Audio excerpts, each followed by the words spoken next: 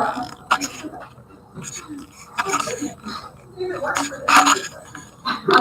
I got a left right boundary here? So we'll give Randy 1 minute. I'm going to set, and I am going to set a timer for the 10 minutes. Usually I'm the one that jumps if I don't pay attention to it going off. If I get it before it goes off, I'll just like there's 1 minute to wrap that up, and then we have 15 minutes for questions. Okay, so just I know you guys are prepared in advance. Randy, you can start when you're ready. I thought I had an hour, so I'm going to cut it down here a little bit. But my name is Randall Zicki. I'm a service at U.S. Army Special Operations Command. That's kind of one of my roles in life. The other is a father and husband. But also I instruct in a physical therapy program at Campbell University and do some post-professional education. And that's really where this topic comes from and stems from, is looking at physical activity promotion by our physical therapists and seeing if we're truly meeting the demands that society really requests of us and really demands of us. And as providers, I don't think we are, and maybe as healthcare providers, as a physical therapist, we can do a little bit better. So we know the problem. So the context, just to give it to you, everybody knows this, but just to review, nearly 80% of individuals don't meet the physical activity guidelines, which equates to physical inactivity-related chronic diseases of 50% having one or more. That number then associates to $117 billion of annual healthcare costs, where physical therapists do fall into this healthcare cost. We're seeing individuals on a tertiary basis after they have that chronic disease or they have a musculoskeletal injury, and probably in the majority of time, and I'll go through some of the background, we're not addressing necessarily physical activity. We're trying to get somebody back to their prior level of function. What's the problem with that? Is that the prior level of function is not at the level that we would want them to be at. So if you're only 30% of the population's at the level we want to be at, if I get everybody who comes in, if I have 10 people who come in and I get all of them back to their prior level, that means 7 of them I'm getting back to less than what we really want them to be at. So the solution is to look at a healthcare system that we don't base on illness, but we move towards a healthcare system based on wellness. And that fits quite nicely into the American Physical Therapy Association's vision statement that you see there, transforming society by optimizing movement to improve the human experience. We can have physical therapists interject as a primary, secondary, and tertiary basis prevention strategies for physical activity.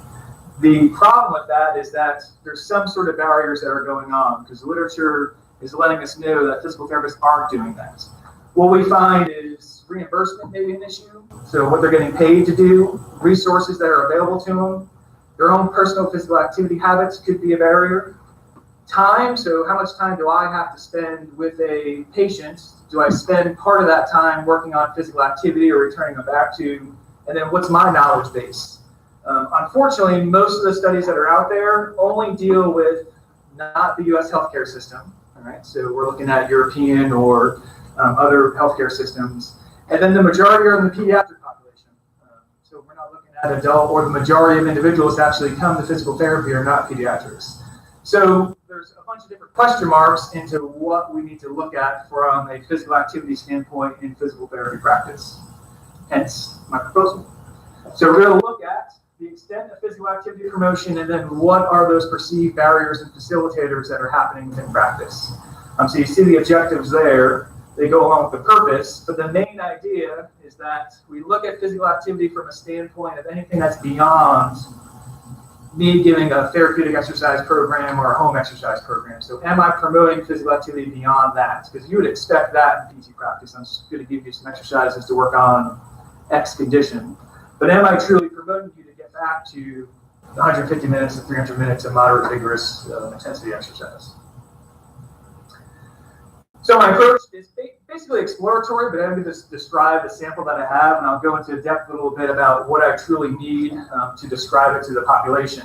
Subjects are going to be all licensed physical therapists within North Carolina, which are 7,400, getting that email list and sending it out to all of them, using a survey that I adapted from Shirley, Vanderplag, and Bauman to really add in the new updated guidelines, but make it applicable to the U.S. healthcare system.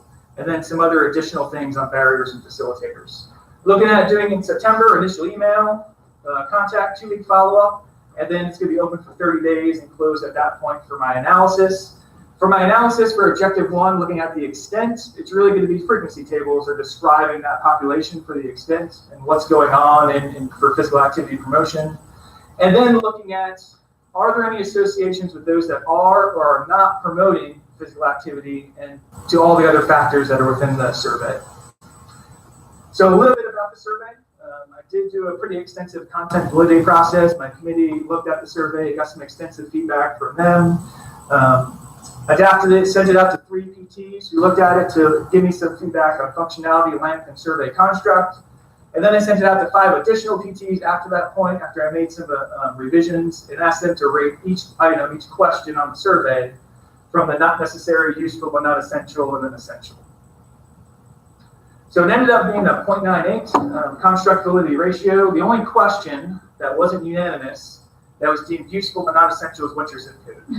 I decided to leave it in there, and the whole point of me kind of looking at it is I want to look at North Carolina, so it's kind of a check to see if they're in North Carolina, number 1.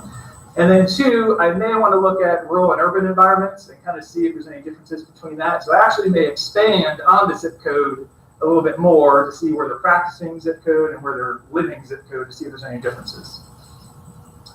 My final survey ended up being 26 questions. I sent it out to a pilot. It was 3 demographic areas: general, practice, and education. And then 7 physical activity areas: knowledge, promotion, perception, confidence, barriers, feasibility, and then personal physical activity lifestyle. At the end, there's 3 open-ended questions, but that's going to be for future research to look at going back to this data to see if we can draw some more conclusions. I'll go over that in a second with this pilot. So the pilot that I did was I used a survey, I sent it out to Elon Physical Therapy alumni who were not in North Carolina because I don't want to double dip the sample. Got 21 physical therapists filled out, 14 females, 7 females, just some demographics. So they all had their DPT degree, so their doctorate degree in physical therapy. Looked at to see if they had exercise science or kinesiology, so a good majority had that, but a pretty variable settings, which I would expect.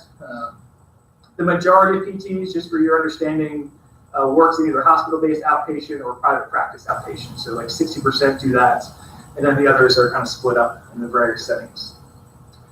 For this analysis, just to kind of give you an idea of what we could do with the results, I just dichotomized the Likert scale. So the Likert scale is never, rarely, sometimes, often, very often. That's just an example. And I took the bottom 3, so never, rarely, sometimes, grouped them together, and then I grouped the top 2, just so we can get percentages of what's happening in practice. So here's just some basic understanding, kind of a dummy's look at what we have for the pilot. This just closed this past Friday, so that's kind of a dummy look. So promote PA at any level, 95%, that's great, but promoting physical activity to meet the guidelines was 50%. I'd rather see that change a little bit. So for me, and just looking at it, I'd rather see that kind of improve, and maybe there's some reasons why. That's where future research needs to look at, why are we not promoting to meet those PA guidelines. Feasibility, so if you look at brief counseling, easy to add into your normal practice, but referral, which I was kind of surprised on, because the main things that we found in practice are exercise as medicine, where physicians refer to healthcare providers. But 57% only deem that to be feasible, referring to a fitness professional to refer to some fitness facility or something like that. Why isn't that higher? I don't quite know, but that's where the dissertation is going to figure out. And then perception. So I think these are good. These may be things that we look at for facilitation. So as a physical therapist, they perceive that physical activity promoting is within their role, and they're confident in doing it, giving general and specific advice. There comes the issue, though, with being confident and then not knowledgeable, too. I'll go over that in a second as well. Some barriers, specifically time. So that's kind of a significant barrier. Do we have enough time to actually do physical activity promotion while treating X condition? Is it part of the primary treatment process for a condition? So if somebody comes in with knee osteoarthritis and they're obese, I need to do physical activity to treat that knee osteoarthritis. However, if you come in with an ankle sprain, I don't necessarily need to do physical activity to treat that ankle sprain. I need to do other interventions possibly. But then it goes back to getting people back to their prior level of function. And then lastly, knowledge. So if we have 100% being confident, yet only 76% being knowledgeable in the PA guidelines, there's kind of a mismatch there. So we may want to look at that a little bit more. And then lifestyle. 70% are meeting or exceeding the PA guidelines, which is great. That's better than 23% in the normal population, but why not 100%? So maybe looking at barriers for physical therapists as well. So expected, I do expect a 5% response rate, and the issue with response rates are you're having people respond to surveys. For literature, what's kind of been proposed out there has been that 5% response rate. However, I can't apply this to like the population of physical therapists within North Carolina. I need 50% or more, 85%, to actually say all physical therapists. So really my expected outcomes are to describe PA promotion, to describe those barriers and facilitators with the sample I have. I can't really extrapolate that to the population of physical therapists, if that makes sense. And then the idea is, well, we can use this to drive future research, to provide best practice, but maybe some education and advocacy for whatever those barriers or facilitators are. What can I do to really put this research into practice? And that's kind of the bottom line goal of any research that we do is you can just do research for research's sake, but we want to do research to actually apply it into practice. Questions?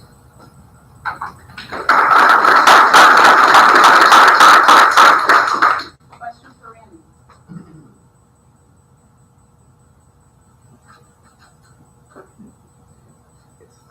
I was wondering, instead of using zip code, would using counties be better to give you the information? Zip code's pretty precise. The issue that I have with, I'm going to probably add in is, I just said, what is your zip code? That usually people are going to put that where they live, because that's a zip code you know. But the zip code of where you live and where you work may be different. I have no idea the zip code of where I work. Like I can make, the number just doesn't come off the top of my head. So I may need to look at that for where do you live, where do you work kind of thing. Because I want to know, well, where you work, in general, it's community-based clinics, so the community is going there. If I look at rural and urban clinics, that's where that I can see that discrepancy, because I work 45 minutes away from where I live. Some people work 15 minutes, hour, 30 minutes. So I think what you said, kind of finding a way to, slice that out a little bit more could be helpful. Yes, sir. Have you already talked to one of the statistical consultants, or you're going to talk to someone while you're here about the type of correlation and analysis you would do to show some of the correlations for that second angle? Yes. Short answer. Long answer is yes. Okay. So yes, I've already talked to them, and yes, we should be meeting with them. And I've had there's 10 ways to skin a cat, to be blunt. So I think it's what's going to be best utilized for what I want to get out of it to meet those aims. Okay.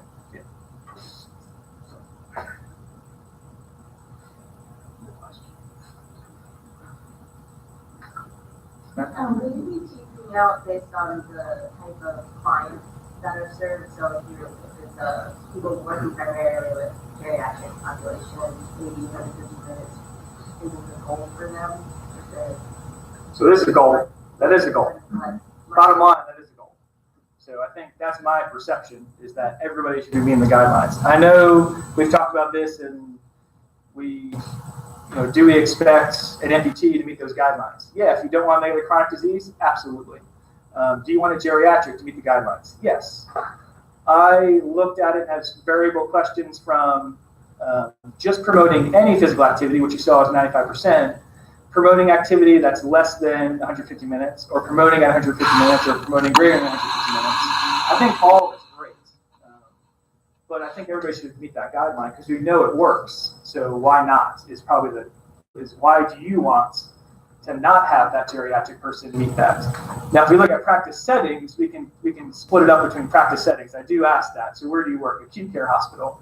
I don't expect the acute care physical therapist to promote at 150 minutes, but I do expect them to promote physical activity at a certain level. So that's where I think we can tease out like outpatient orthopedics. Yeah, if they're coming outpatient, they're walking into the clinic, and their goal is to walk out of the clinic, why aren't they walking 150 minutes a week? Like, why not? Let me ask that question a little bit differently. And I can't remember exactly what your survey says, question about this.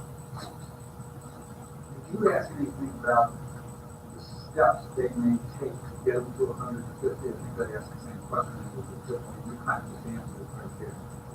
Is there anywhere in your survey you pick up any of that where the PT might move along incrementally to get to 150? So you saw just the one question on there. Are you promoting physical activity at any level, right? Are you just promoting them to be more active, a more physically active lifestyle? That's number one. Like, I would expect 100% of that.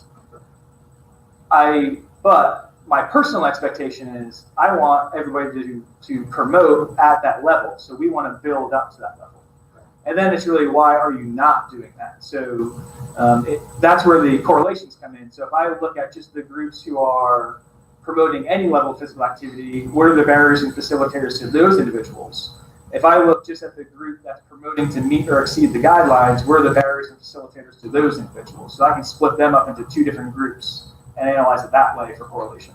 What I was asking was, do you have a way, are any of those PTs going to simply answer the question, no, I'm not promoting 150 minutes, because they're not seeing it as the ultimate goal, like obviously you are, but they're saying, well, no, I'm promoting incremental steps, but right now I'm not promoting 150. Is there any way a PT can answer that wrongly when they're really doing what you want them to do? You understand what I'm saying? No, I do not understand what you're saying. Let me say it again.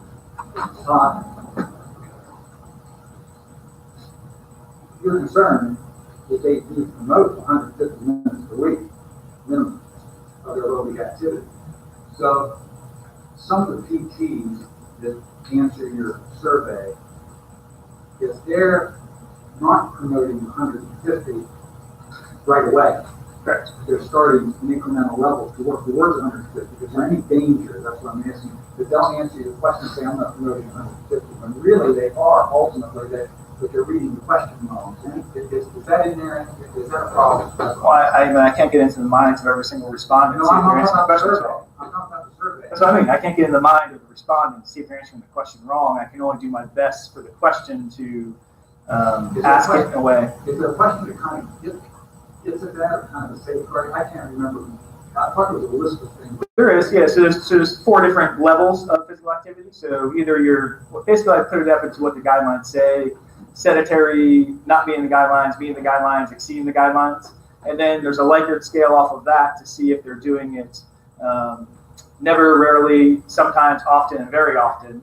And then my thought is to group those kind of often and very often together, that they're promoting physical activity to meet the guidelines. Ultimately, yeah. But there is kind of some choices in there, so they do have some options. Ideally, those that are putting to meet the guidelines would also say they're meeting they're promoting activity at any level too. I mean, ideally you would think that they would put that, but I'm absolutely sure that that's what they would put. Again, it's kind of hard to get into respondents' heads unless I'm physically there doing the survey with them and describing it. And that's where some of those open-ended questions can kind of help me out later on to maybe parse that out. But I don't want to discount any physical activity promotion. Like, that's the biggest thing. Like you said, you standing more than sitting is better than anything. So are you at least promoting that beyond therapeutic exercise and home exercise program? Are you promoting more physical movement throughout their life? So I think there's a way to analyze that, and then really to try to see if we can analyze, well, are they meeting the guidelines, or are they moving towards meeting the guidelines? Yes, sir. You addressed the recommendation for muscle strengthening activities 2 days a week, or is this all about? It's all about aerobic. That's what the questions are, is aerobic. We had that discussion for my committee about adding in the muscular strengthening. I still may do it, because I think I was worried about the questionnaire being too long. Right now, it's kind of less than 10 minutes, so I thought it was going to be more lengthwise. So I didn't want to have too many questions in there about all that. But I think now that several people have taken it, so the average response rate was 7 minutes for the 21 PTs who took it. I got another couple questions I can add in now. So I think if I keep it under 10 minutes, it'll be pretty good. So I think I'm going to add that in. Yeah. You probably mentioned this, but your open-ended responses, Yeah. are those at the end of the survey? They're at the end. Yeah. You were just mentioning, being able to get in their head, and it almost sounds to me like that's what's needed, is to figure out what's going on beyond the survey. Have you considered a qualitative follow-up? Consideration, yes. Like that? What were your thoughts on kind of strengths and weaknesses to that approach? I guess I don't know where to go yet with my questions, Okay. because we don't know what's happening out there yet, nor do we know the barriers and facilitators in the U.S. healthcare system. So if I don't know that, and I ask questions that really aren't associated with what truly those barriers and facilitators are, is it a waste of time at that point? Or should I really do this exploratory descriptive part first, step one? Then step two is, okay, I have this information. Now can I go back to those respondents and say, well, what did you really mean by this? Or can we explore this section a little bit more? For the example of that I had, one of the questions was feasibility of changing the patient's behavior. Do you think it's feasible? The reason why it's a barrier is because they don't think it's feasible to change the patient's behavior. Well, what does that mean? Does the PT think that they would not adhere to your advice, or is it because the way they look, or is it because of the way they act? If you thinking that their behavior wouldn't change, like why do you think that? And that's only with 21 respondents. Like, will that actually be where I need to ask more questions with the full dissertation? So I don't want to ask a question before I know some more information about it. Yeah. That's the bottom line answer to that.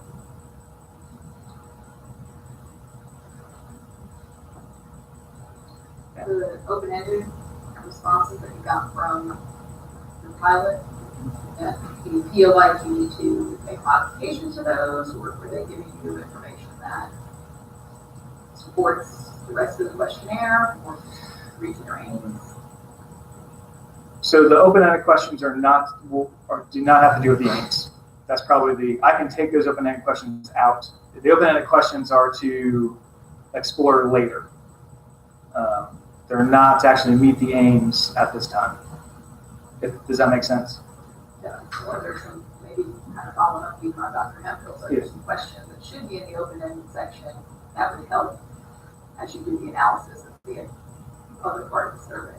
Not that I've thought of through all of the construct validity that I went through. Okay. So I did ask from the 8 physical therapists that I asked, well, what else would you ask to kind of, because they took the survey, then I actually went to those 8 and said, well, what would you ask? So I did get some feedback from them, but not from the 21 that I just did the pilot on. Yeah. So I guess to piggyback on what Cam was saying, so you have questions to say what you feel prevents you from promoting physical activity in patients, what do you feel facilitates or would. So those are a way of providing context Correct. to some of the survey Yes. items. So I do think they relate to your aims. So I think she's asking, did they say anything in their, have you had a chance to look, I know you just closed Friday, have you had a chance to look at the responses there? Did it seem like that was matching up with some of the questions that you asked earlier in the survey? Like, did they say time in their open-ended response? Or? So the main, and I would have to look at it to put down the themes. I didn't really look at themes, I just read them. But things that pop out in my head were the patient said the setting. I think 5 of the individuals were in acute care. So they said the setting is a barrier because they have to get patients in and out within 3 days. So that was kind of one of the things that came up in the acute care PTs. Outpatient PTs, one of the things that came out was, one of the things that reminded me was the patient is not even doing their home exercise program the way I want them to. So we're dealing with that response, that behavior versus addressing other behaviors. That was one, but I don't think there was enough to actually make themes. Like there's only 21, and not all 21 actually filled out every single open-ended question either. That would be important context though, if you read your survey. Yeah, so I think it's context. I don't know if it actually answers my aims of barriers and facilitators from the survey, But I think it gives it a context of patient population. What are some discussion points of why the percentages are the way they are, or why the associations are the way they are?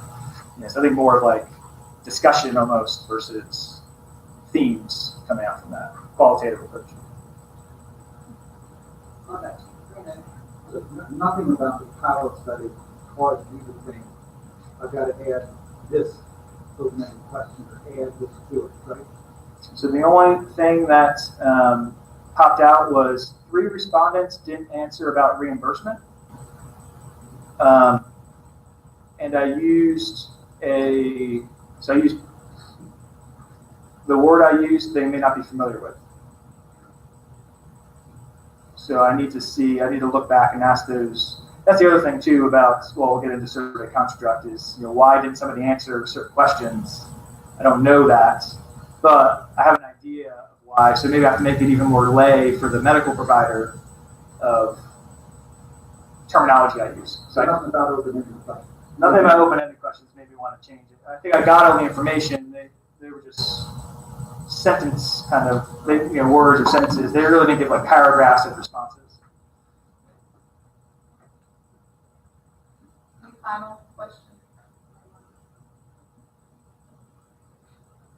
We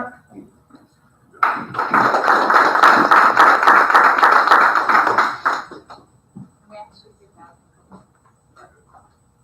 Got started right on time. I forgot that the actual first person really does have 5 minutes. Between the two. Right after that, we just feedback on it. Like in person. Yeah, there's coffee, water, some sodas and things. Cooler. We're ready. Party. So ready. All right, where's the Bailey's? Yeah. How'd you feel about that?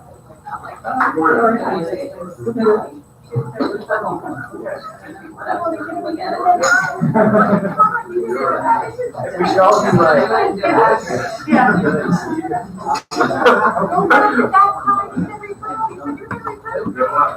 But move slowly for dramatic effect. Like wait a few seconds before it lands. I told you.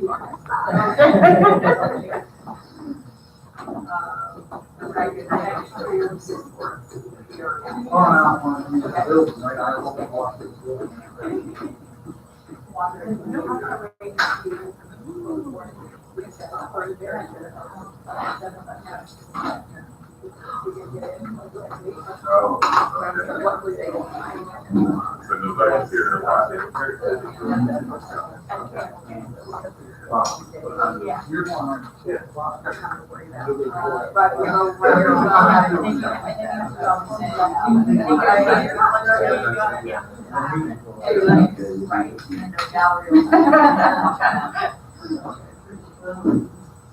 That's right.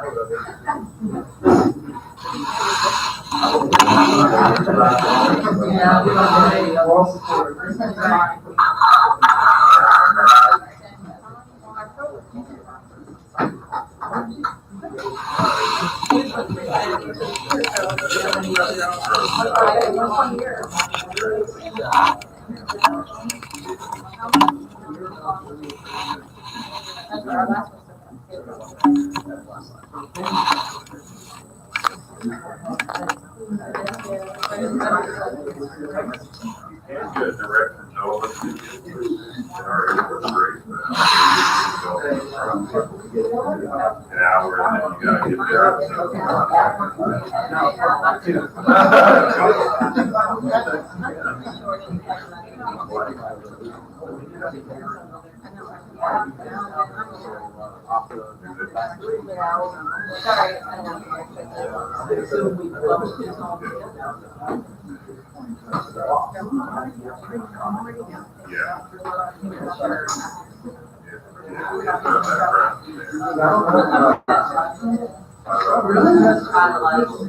I can just imagine.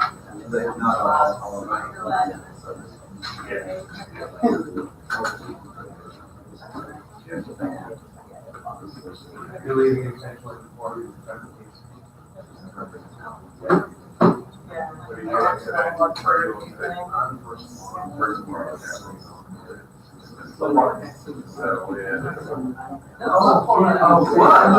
Yeah. No, just sit here and smile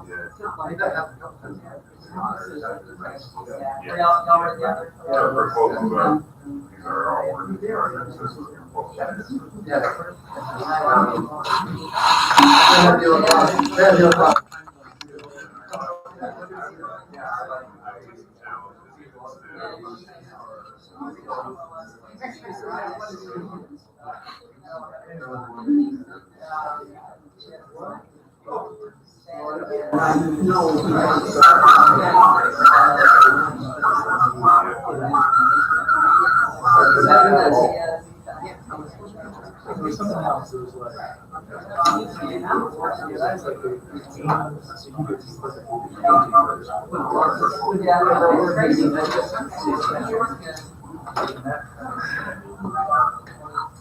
And so unfortunate.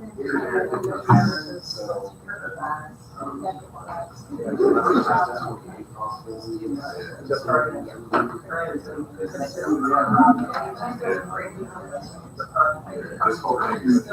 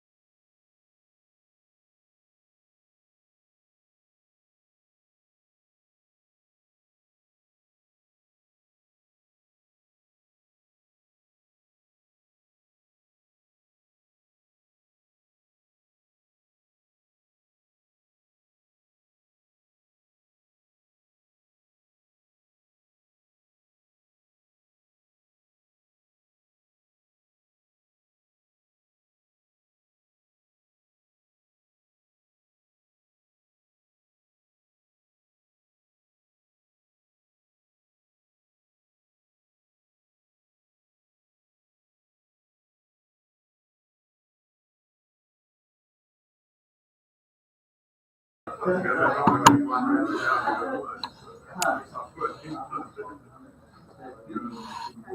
just started. Yeah, hang on a second. Okay. We're gonna wait for Ted to get started in just 1 second. So Anna is the next presenter. Earlier I told you guys the story when I said that there were piggybacks, all were squished together, but now we're actually on that pace. So once Anna will go, and then the next person, and the next person. So we'll give her, everyone give her your attention. Thank you. Good morning. My name is Anna Winstead. I am currently a middle school physical education teacher. I have taught elementary and high school and middle school. My topic or proposal is on physical education for language acquisition in middle school English language learners.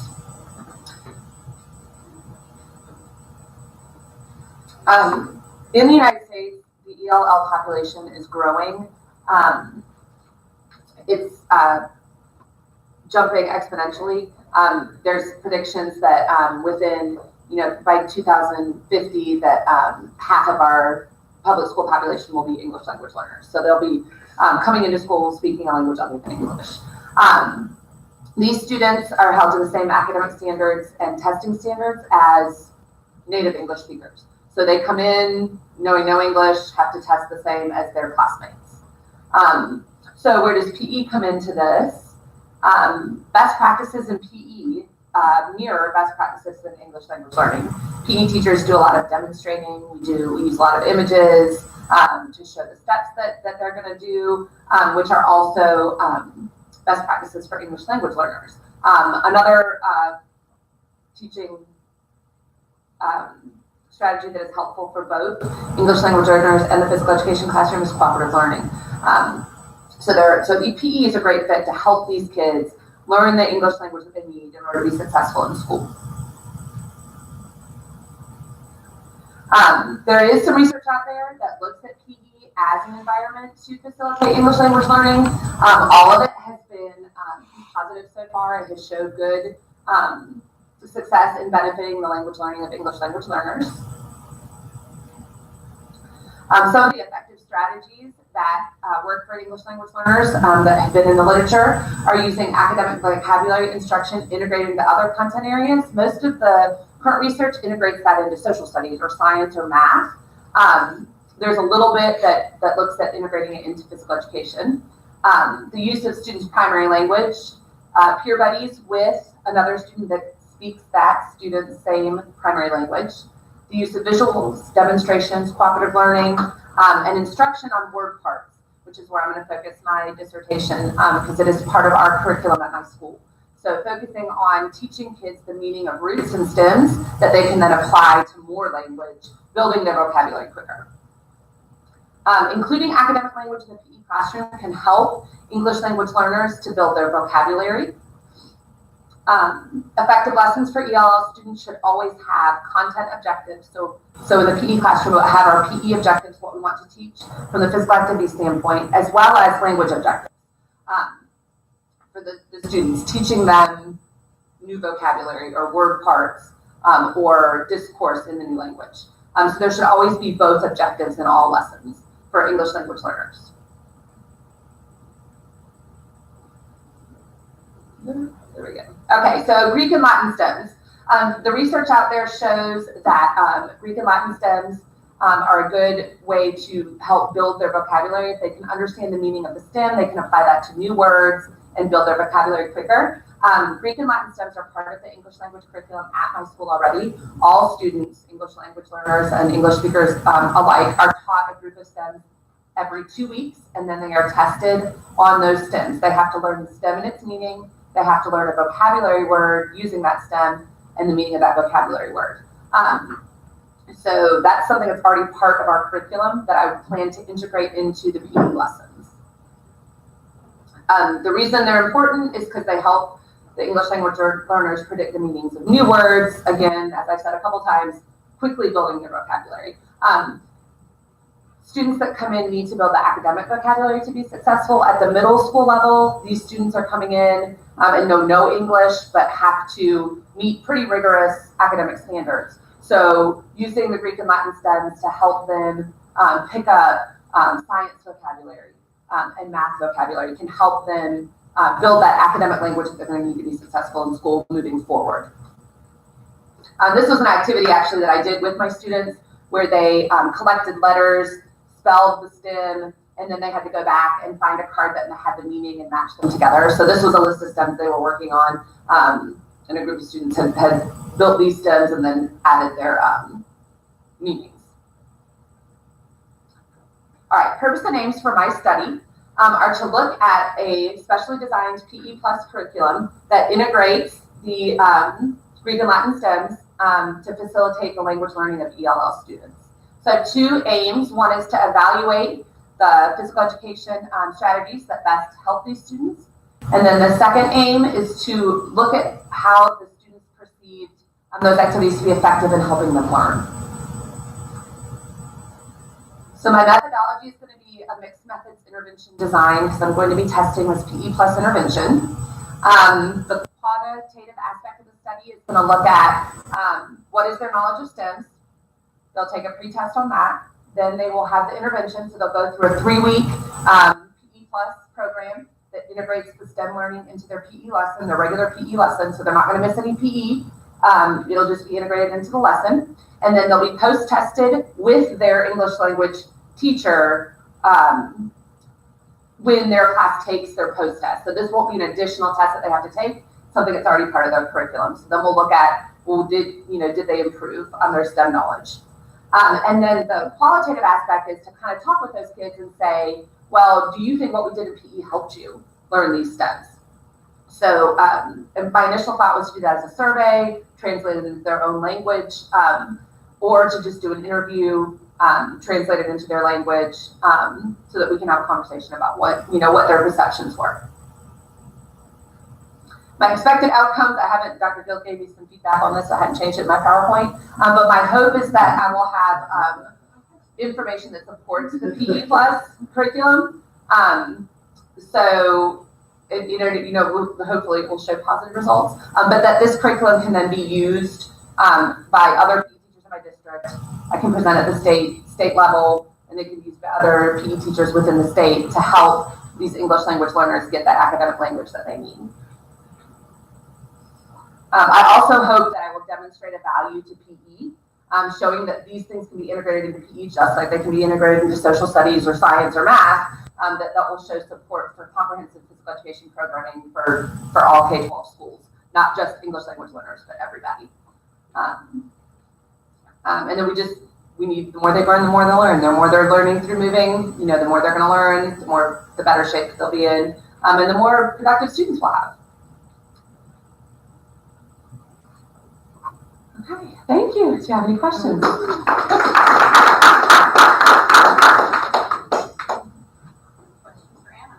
Yes. Oh, hi. Good, great work, Anna. Nice to see you here. That you said that they're going to do this work with the focus on both physical education and the language. Mm-hmm. And also you said they're not going to miss out on physical education. Correct. How are you going to determine that the physical education isn't compromised? It's a tough question. Yeah.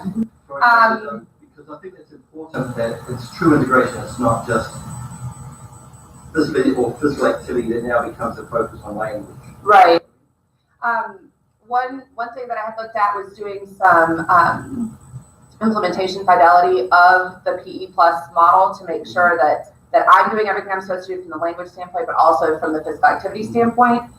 So doing some observations, having assistant principal come in and observe my teaching to make sure that I'm not, foregoing the physical activity piece. We do fitnessgram testing as part of our curriculum. So that can be a measure to show that they're still growing in fitnessgram. So they're not losing, they're still getting enough physical activity to improve in their fitnessgram assessment. That's a good question. Yeah. So in your school, which language are you dealing with the most as far as trying to get them to learn, or to come from to English? Portuguese. All of Brazil lives in Goose Creek, South Carolina, apparently. We have a ton of Portuguese and Spanish. Those are our two biggest. populations. Yes. Nice job. Thank you. You mentioned that the STEMs are taught every 2 weeks, Mm-hmm. at your school. Is Yep. that just for the ELL Nope. students, or is that comprehensive? Comprehensive. Yep, everybody gets it. And so one of the other advantages to that is that everybody's learning something new together. It's not something that the ELLs are doing that's different, because that can be a barrier for them, knowing that they're behind. Well, everybody's learning it together. So that can help with a whole nother aspect of their assimilation into the school. Okay, so that definitely answers my question, just being inclusive, Yes. which it is. And then for the intervention, would there be any other teachers implementing besides yourself, or is it? No, it'll just be me. Yep. You mentioned a 3-week intervention, and what's your thought behind just having 3 weeks? I had originally done a 6-week, and I was afraid it was going to be too long. My plan is to do 3 weeks with one, but the way my classes work is I have an A group and a B group for each grade level. So implement with the A group for the first 3 weeks, and then implement with the B group for the second 3 weeks, so that nobody misses out on the potential benefits. You know, everybody gets everything.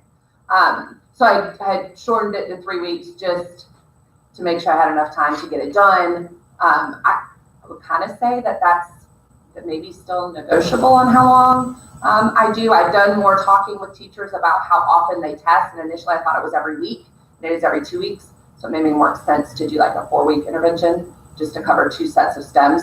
So that, that could be kind of affected by each grade level schedule. 6th grade, I just spoke to, and they've already actually scheduled all of fall when they're doing which group of stems. So, I can plan to do 2 weeks of intervention with one group, and then another 2 weeks just to get more data.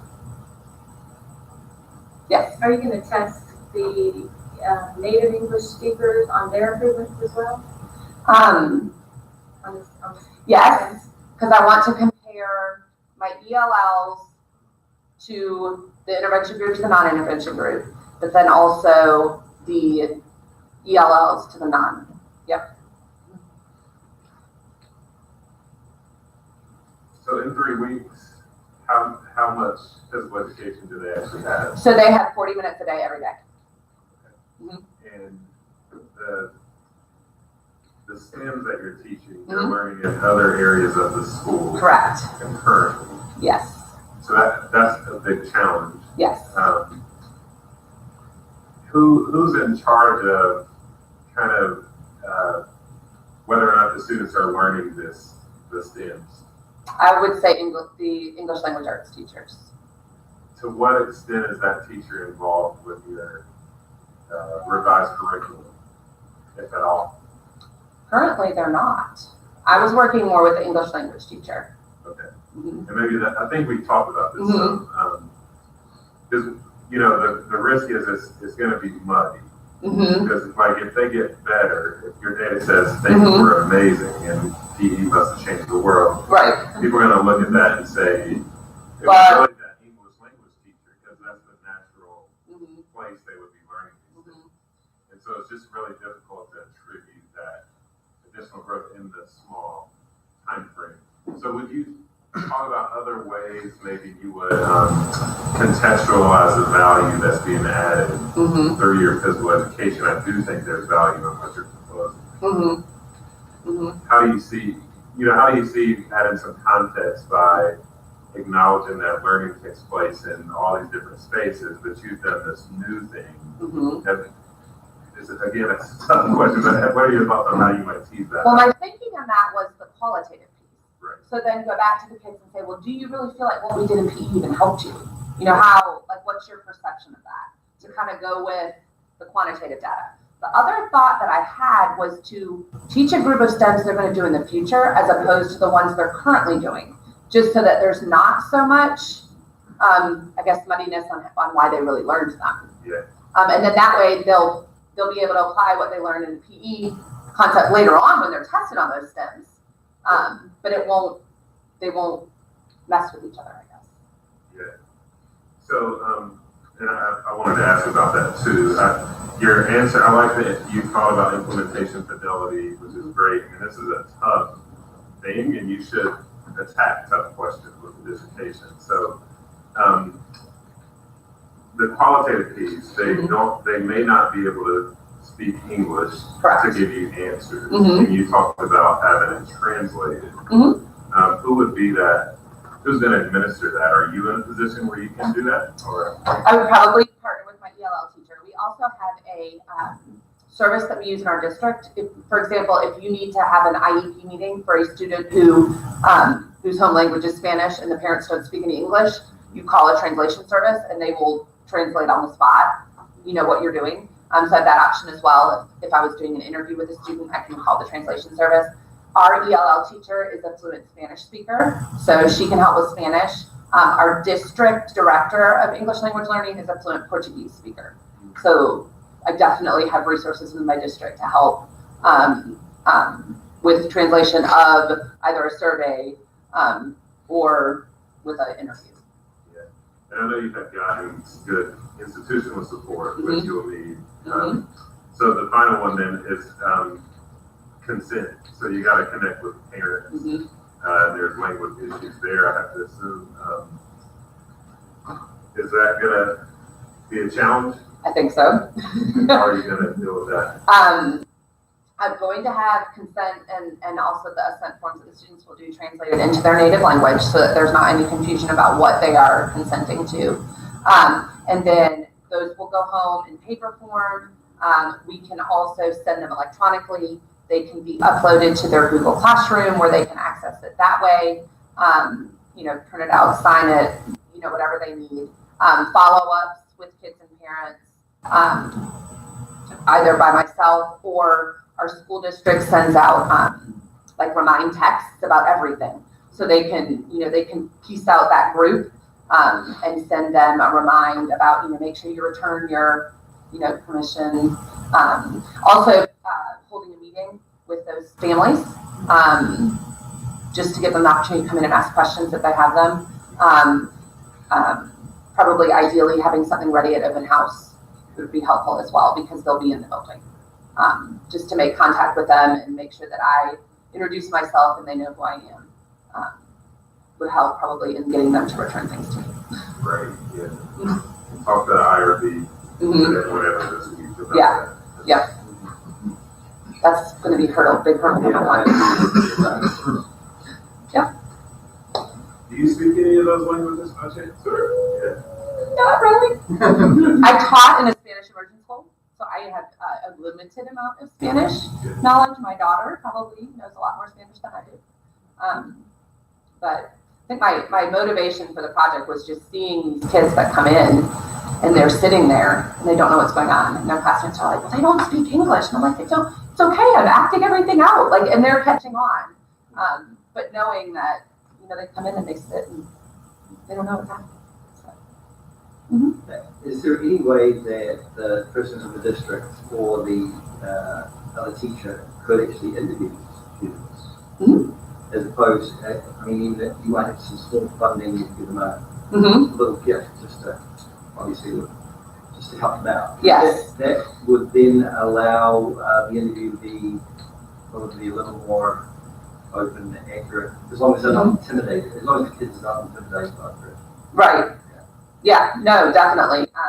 The English language teacher is very much on board with what I'm doing. We actually partnered and did an enrichment class, which is just something they sign up separately with cooperative learning and English and language acquisition, where we had language learners and native speakers doing cooperative activities together. English speakers helping them acquire the English, but had them also teaching the English speakers their native language. So we had already worked together on that, and she's definitely on board with however she can help. When you did that, did you have to get parent permission? Or Nope. was it just the children? It was just part of kids every 9 weeks. We have a 6-week enrichment that the kids just come in and sign up for. And everybody does one. We all pick what we want to do. So it was just an extra opportunity to work with them. And it wasn't like there was feedback from parents? No. I'm just thinking as far as things that might help you. Right. Acted like they know, seeing, did good things for their kids. Yes. More excited about it. Yeah. Well, and she has helped kind of getting them excited about that. The ELL teacher did. So, yeah. Yeah. I think knowing you, that like definitely one thing you have in your favor is the relationships that you build with the other teachers, with the students. Are you addressing that? I guess the success of your studying is having time to build that relationship so that they trust someone who's doing it themselves. It's not like a part of the methodology. I think it's just part of what I do as a teacher. Like, I don't know that, like, I'm not collecting anything on that aspect, I wouldn't say, but I do think that, you know, kind of like, I guess Dr. Brown was alluding to, knowing the kids and the families, you know, to help them kind of feel comfortable. I think that having a year with these kids already, knowing them and having worked with them will help with them bringing back consent forms and, you know, being active participants in the activities. What is the turnover rate at your school? Do you have a lot of people transient or no? Yeah, I don't know the rate. That's a good question. We have had, I mean, it seems like at least once a month we're adding new students, specifically English language learners. And we've have had a few move away. That was one of the things I addressed in my proposal was, you know, obviously if they leave, we'll excuse them from the study. I did not have a plan for if they come in late, if there's no way to add them. But I don't know the exact rate. So this is something I totally learned this year. I thought when you were in like ELL classes, that means you didn't speak a lick of English. But some of these students actually are English speakers, but it's just not their primary language. Is that correct? Mm-hmm. Okay. Yep. So they're when they come in, they're rated 1 through 6 on their level of language acquisition, and they take a newcomer's assessment if they're brand new. If they've moved or come in, then they have LEDA data, which is a yearly test that they take that puts them in that 1 through 6 category. You have access to that. Mm-hmm. Yep.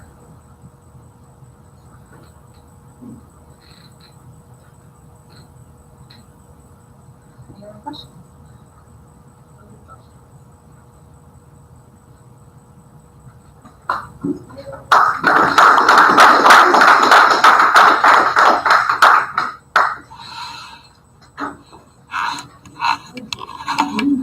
Great on time. Now we got this. Oh, 15. Just making sure that works. Very well. Graduating son.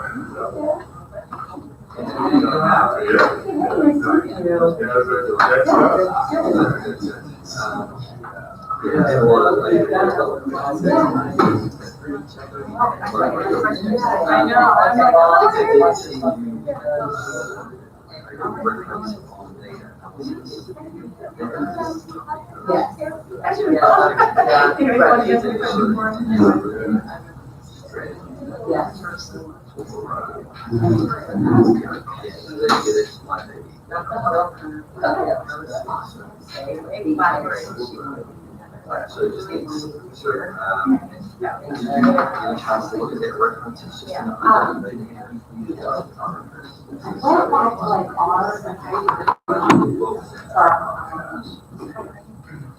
Crestwell. That's not the. This is not. No, right, but it's not, yes. So I went back to look at this, but like what, this will tell you what to use, and then I tried to go back to our, statistics lab, which I looked at. Yes, that's the one. So I couldn't get back to our learning area, so back to that. So I need to go, yeah, and I need to go back and find the new. Yeah. Well, then this, yeah, and then they have this workshop, south of Raleigh, about 45 minutes from where we're located.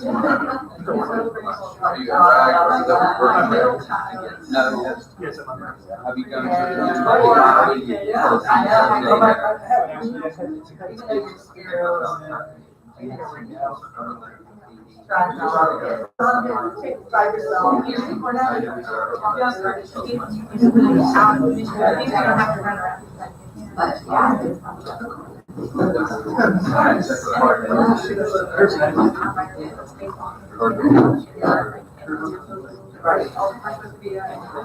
I had All of it. The 15th, yeah.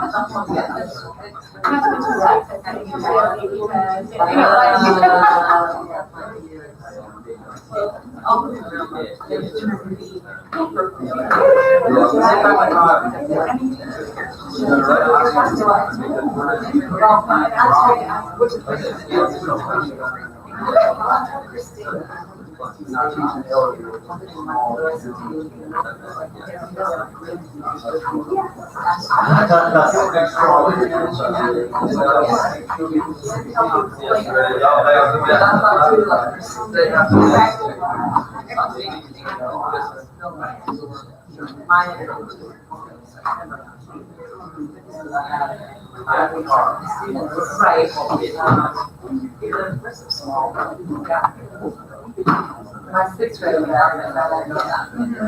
I'll know my child's prospect. I don't know that. There's so much. What are they about to do? Yeah. Here. Yeah. Where do you put it? Right. I don't know them well enough. Right. To know what they're, I need to know like. You guys have any questions throughout the day, just ask. People need to know a little bit information about them before you try to put them on the right. So I'll take that. There's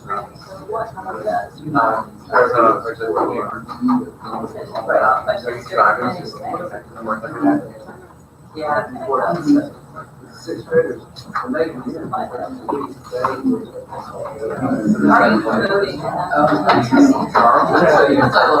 And then there's my Henry. They're awesome.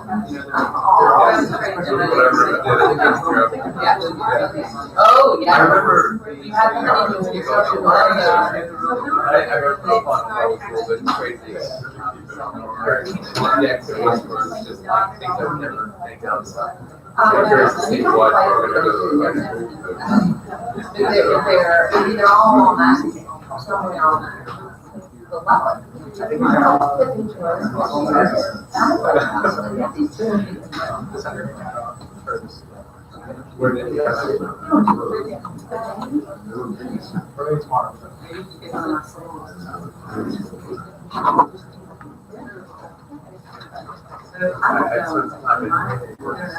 Fort Wayne, the Apples area, trip across. This is going back to 2007.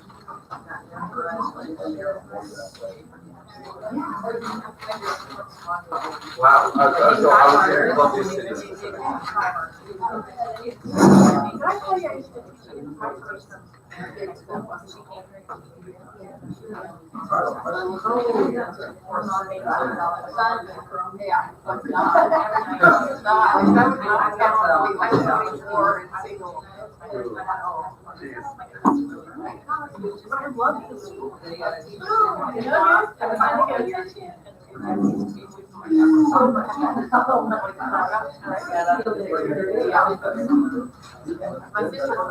Oh, really?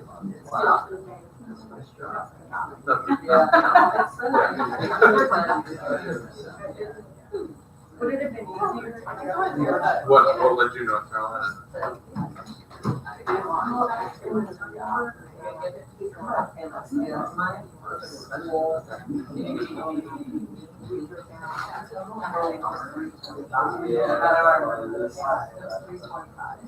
And that process would be 75 days.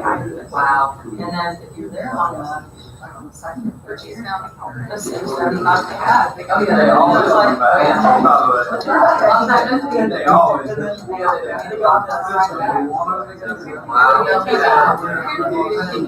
And you miss it, yeah. We're only about.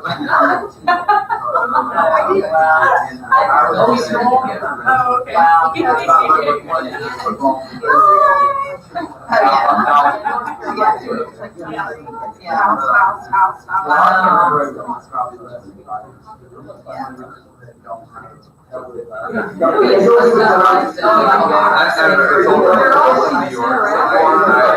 lived in Queens, I worked in New York City, and now I live in Phoenix, the sixth largest city, and it feels like, it doesn't feel like the country, it feels like suburbia, even though it's humongous.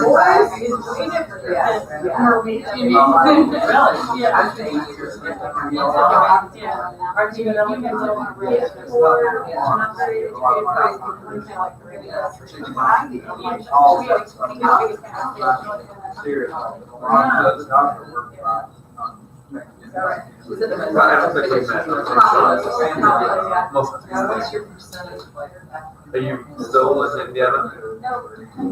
Okay. Seems like most people in the co-border in the North Carolina area.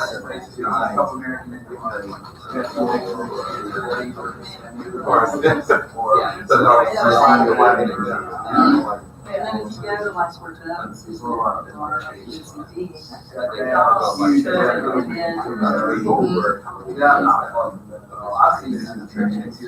Yeah, she's always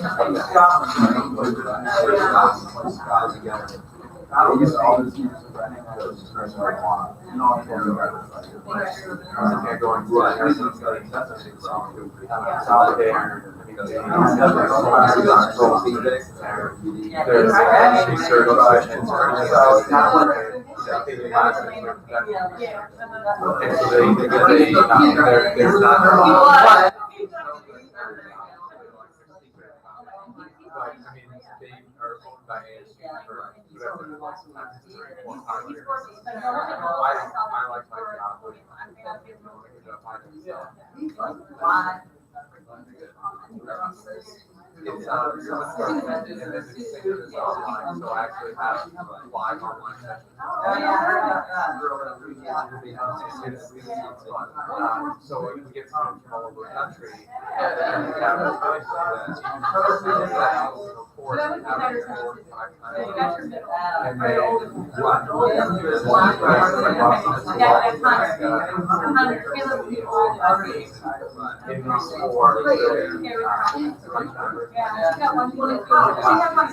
it's exciting. That's what I thought, and then there's one in the middle, which is starting high school, like, oh, yeah.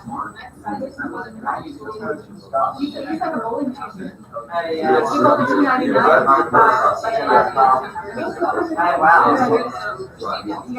Okay, thank you. I wasn't, you know, when I saw the first skip, I was like, oh, man, this guy is like, you see that, as compared to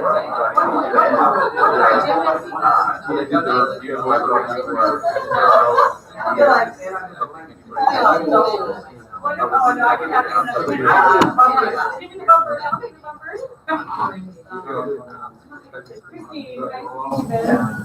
I'm doing well, thank you.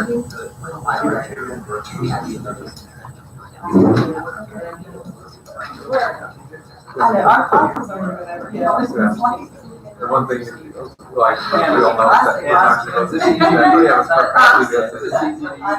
Yeah, I had to try all the buttons, but you used, the practice. One of the things we talked about is that you are unsure. We don't have that stuff. 35,000 physical therapy. And there's specific number of slides. I'm guessing And yours is right next to mine. you got a more current number.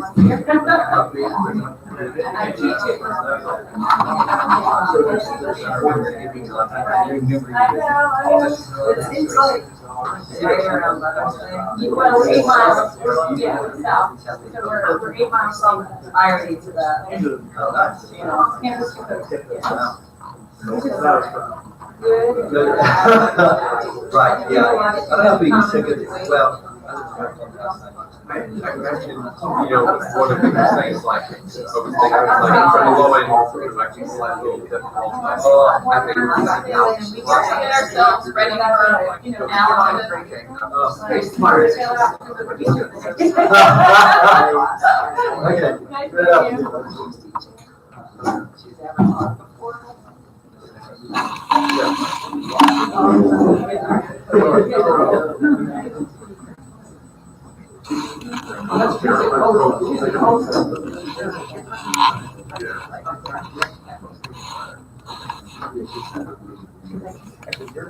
Just want to make Alice case more. Okay, we're gonna let him, get us started with the next presentation, whenever you're ready, Alan. All right, good morning. My name is Alan Adami, or Coach Adami. I'm a physical education teacher at Ellerby Middle School. I'm also the athletic director, baseball coach, football coach, groundskeeper, intramural director, and sometimes custodian. So I thank you. I'm going to talk a little bit about my project today, which is the effectiveness of an in-school physical activity program on school improvement. I like this project in the sense that it has a logical flow. So we can start with some information that we know and that research supports, which is children that don't attend school regularly don't perform well in school.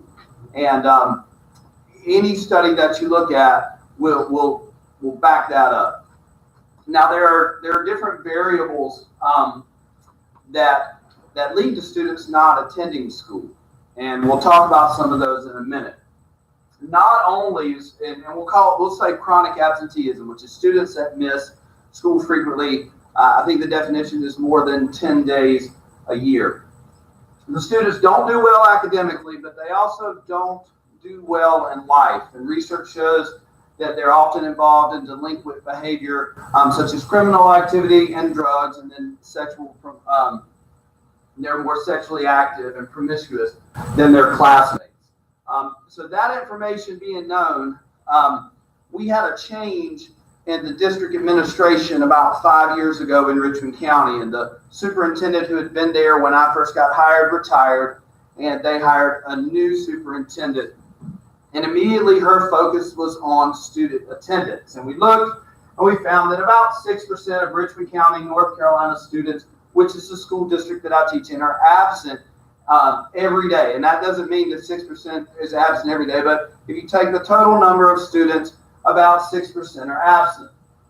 Now, the district didn't like that, and they're looking to push test scores up, and we already know that students who aren't at school are not going to perform well academically. So Richmond County decided to focus on this. And so what do you do about this? Well, the district can tell us that we need students to attend school more often, and we need to do things to get students to school. But when it comes down to it, each school is responsible for kind of addressing the needs of the State Board of Education, which get passed down to district administrations and then to the school. And that is done in the form of a school improvement team.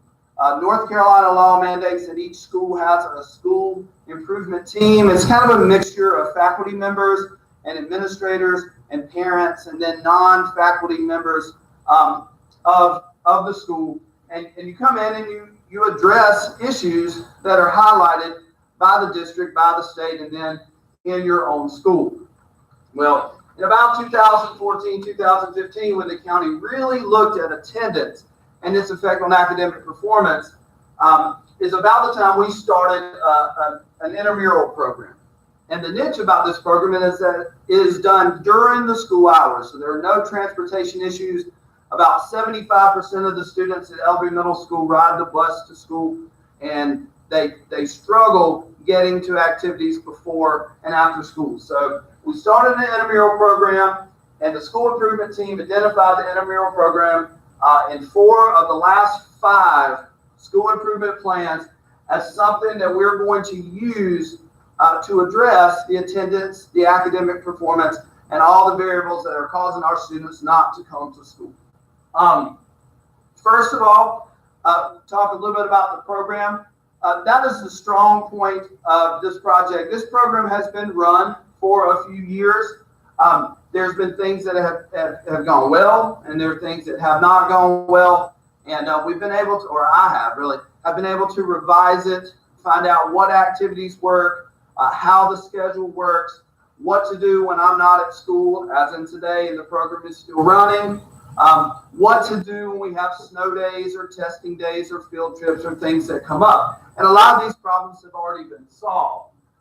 The next thing to do is to kind of figure out, what does physical activity, does it help students come to school more? Does it help students perform better? There's a lot of research that says physical activity does help students perform better academically.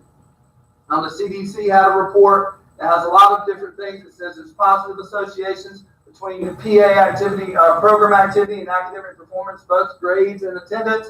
It also has effective variables. Students feel better about themselves. So obviously it's a good thing. When we look at the program, we want to make sure that the program is of high quality. Does it meet CSPAP guidelines? Does it utilize best practices? Yes.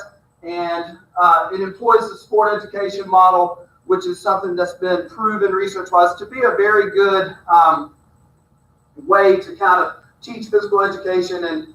And it says here that competent, literate, and enthusiastic sports people.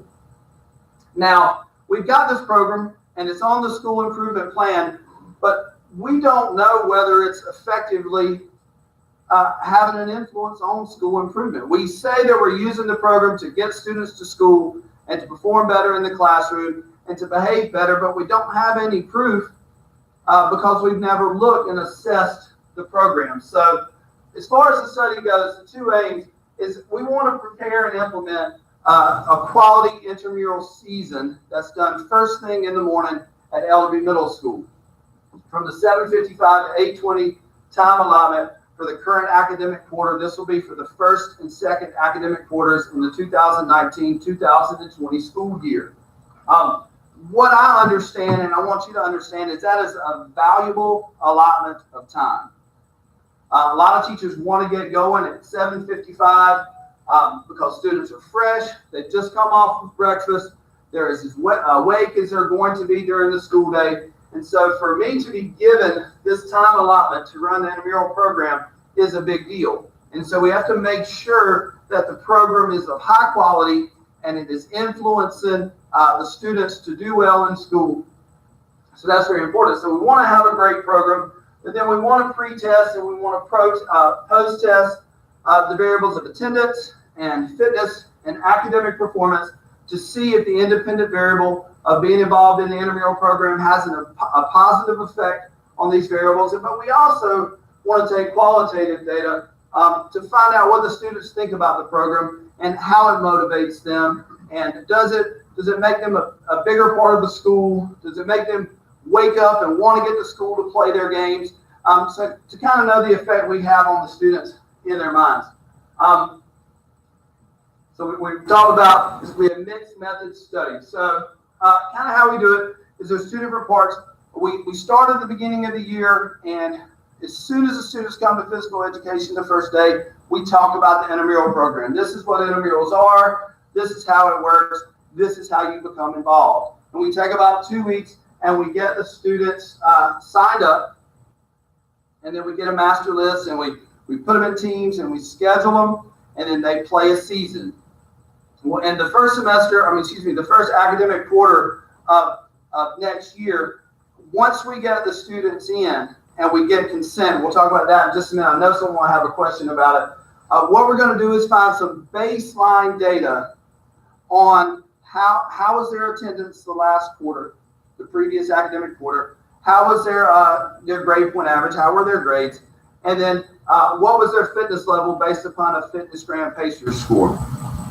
And so we get the students in and we put the students through the intramural program, and then at the end of the 9 weeks, we gather a second set of data on those same variables to try to see if the program had a positive influence on those things. Next, we do it again. We flip it. We do the same program again the second 9 weeks.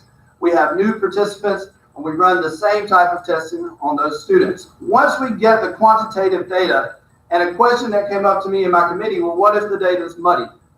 What if the data doesn't really show any influence? Do you still have a quality program that's worth implementing during that time allotment? And is it worth sharing with other schools in your district, sharing at the SHADE conference, and trying to get people to do this type of program in their schools as well? And that's where the qualitative data comes in, where we find out how students feel about the program, even if it doesn't show statistical influence on the variables, but students can tell us that it has an influence on their life. And so I've got a couple of scales, a Likert scale and a semantic differential scale, and some open-ended questions to kind of get a feel about how students think about the program. Is it fun? Is it exciting? Is it something that helps them during their school day? Do they feel more alert after participating in the program? Questions of that, like that. Let's see. So at the end, what we want to do is run data on the program, on the students, to see, what are the variables that the program has influence on, and then code and look at their answers on the surveys and decide. There's a decision to be made. Is this a quality program? Is the program having the effect on school improvement that we want it to have? If it is, how do we disseminate that to our county, to our state? Or if it's not, how do we revamp this time allotment? What type of program would work in this time allotment to have a bigger influence on students' attendance and school improvement as a whole? That's it.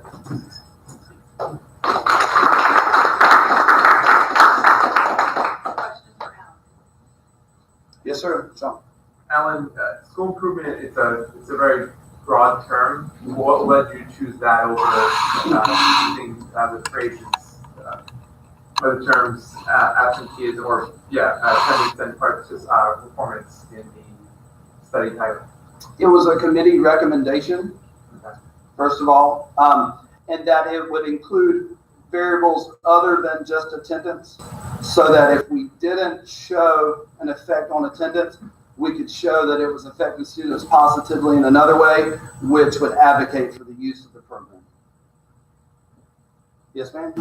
So do you think you might be able to get maybe a little paired out, more specific improvement if you look at like state testing scores rather than just GPA? Like how they different, I don't know, you guys take in North Carolina, but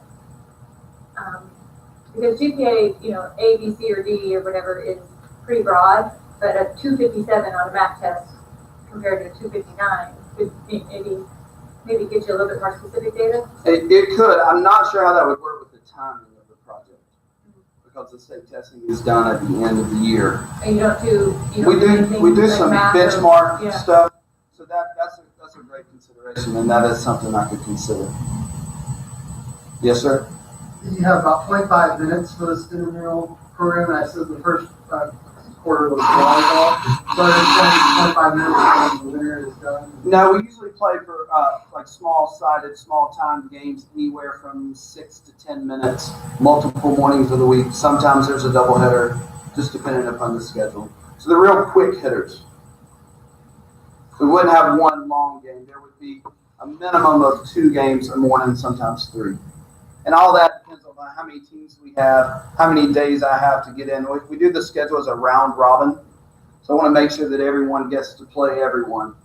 Sometimes we'll go through the round robin twice or 1.5. So all of that depends on the time of the games and the frequency of the games. It depends on how many students sign up, how many teams there are, and how many play dates there are. Yes, sir. Oh, good work. It sounds very interesting, Alan. So in the 25 minutes that we're talking about here, how many real minutes do the students actually participate? I mean, management and organization, if you've got volleyball, you've got nets to set up, I'm just wondering how many real minutes are they active in that 25 minutes? Because it's a short period, so you have to be really organized. It is. So it runs like clockwork as far as, and that's a great thing because we've run the program so much. So I get to school and the teachers take their kids out of the gym and I blow the whistle and the scoring mechanism is already set up. The court is already set up. The students are already in their team colors. Somebody throws me the ball, the first team comes on and the ball goes up and we play. So to answer that question is the length of the game is how much real-time physical activity they're getting in the morning, which could be anywhere from 6 to 10 minutes each morning. So I understand that it is a quick hitter.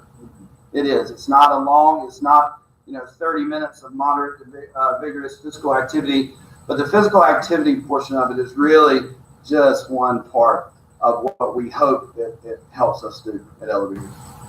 And just to be clear on the lessons, there's 9 weeks, and do they take this every day? So that means there's 45 digital sessions. Not every student plays every day. I would say students average 3 to 4 games a week. Okay. So we play, the regular season runs about 6 weeks, and then we do a postseason tournament at the end so that we can kind of get an intramural champion. And I didn't mention this before, but those students receive T-shirts that are the school colors that they can wear in lieu of their school uniforms, and they love them because they don't like wearing uniforms. And the last question, just put out. So do the students actually, like the sporting model, take responsibility? Do they ref? Do they help organize the equipment? Do they help organize their teams? The only thing they don't do is referee our ref. Okay. But they're responsible. So I put the teams together. We'll have an initial meeting where they get to sit around and talk. They do the field, or I say the court setup. They're responsible for court setup and breakdown. They're responsible for scorekeeping. And as far as tactical decisions, who's playing what positions, all of that is done by the students. I don't do that for them at all. Thank you. Yes, sir.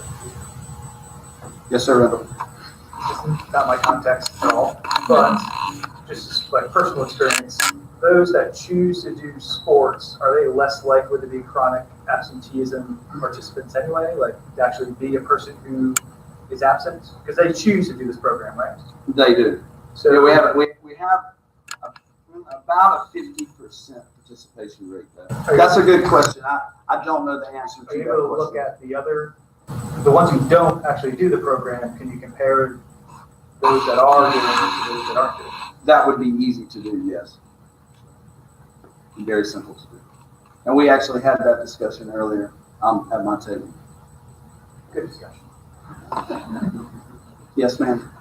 Knowing that when you opened up, you were talking about how that time slot, that everybody would love to have that time slot and they're given it. So I wonder if just getting some feedback from teachers might be helpful, just seeing what their thoughts are about how the program is impacting kids. Not like, do you want this time slot? Yes, they'll all say that. Right. Just kind of if they notice, or if they notice positive qualities of the kids participating. Yes, ma'am. Yes, sir. What do the other kids do that don't volunteer? They go to homeroom. They go practice chorus. They go to the speech pathologist. Something else. What? They're required to be there at They do a lot of different stuff. Yes, sir. Everybody is there at that time. And actually, the students are supposed to be there at 7:45, so it gives us a 10-minute buffer because kids tend to be late. And it messes up. And the only thing that messes up intramurals is when kids don't come to their intramural game. That's the only thing. So we put on a lot of things to try to make sure that they're there. Yes, ma'am.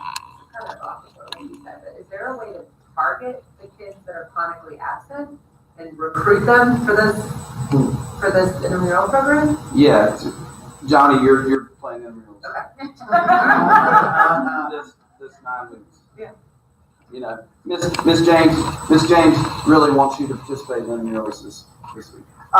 The school that I teach at is about, I was saying, about 215 students. It's a very small school. I know every student's first and last name. I know whether they're right-handed or left-handed. Like I've had them for 3 years. By the time they're in 8th grade, we have a big influence on our students at our school. And then when you teach them, and you're also running intramurals, and you're also coaching the teams they're on, and you're doing lunch duty, like you can easily target kids. And our principal will say, hey, we need to make sure that this kid is involved in this program. So that for sure. Yes, sir. So this grows out of the school district priority around attendance. It does. Which is really a good aspect of the proposal. What do you know about absenteeism in terms of why are these students absent? You know, I'm assuming the school improvement team has thought about that and has some ideas. So what do you know about why absenteeism is, you know, the way it is? Any context to that? There's multiple reasons why students miss school. There's the ones that you know, a student is sick. A student is injured in some way, a student has an appointment that they have to go to. But we usually find, and there's really two areas other than those, is we have students who want to come to school, but their parents don't do a very good job of getting them to school. That's one. So one of them is there is a parental problem. I don't know, I mean, I'm sure most folks here, like when it was time to get up for school, your parents woke you up. And they told you to go get in the shower or to go put your clothes on, and they ushered you out to the bus stop. But that's not reality.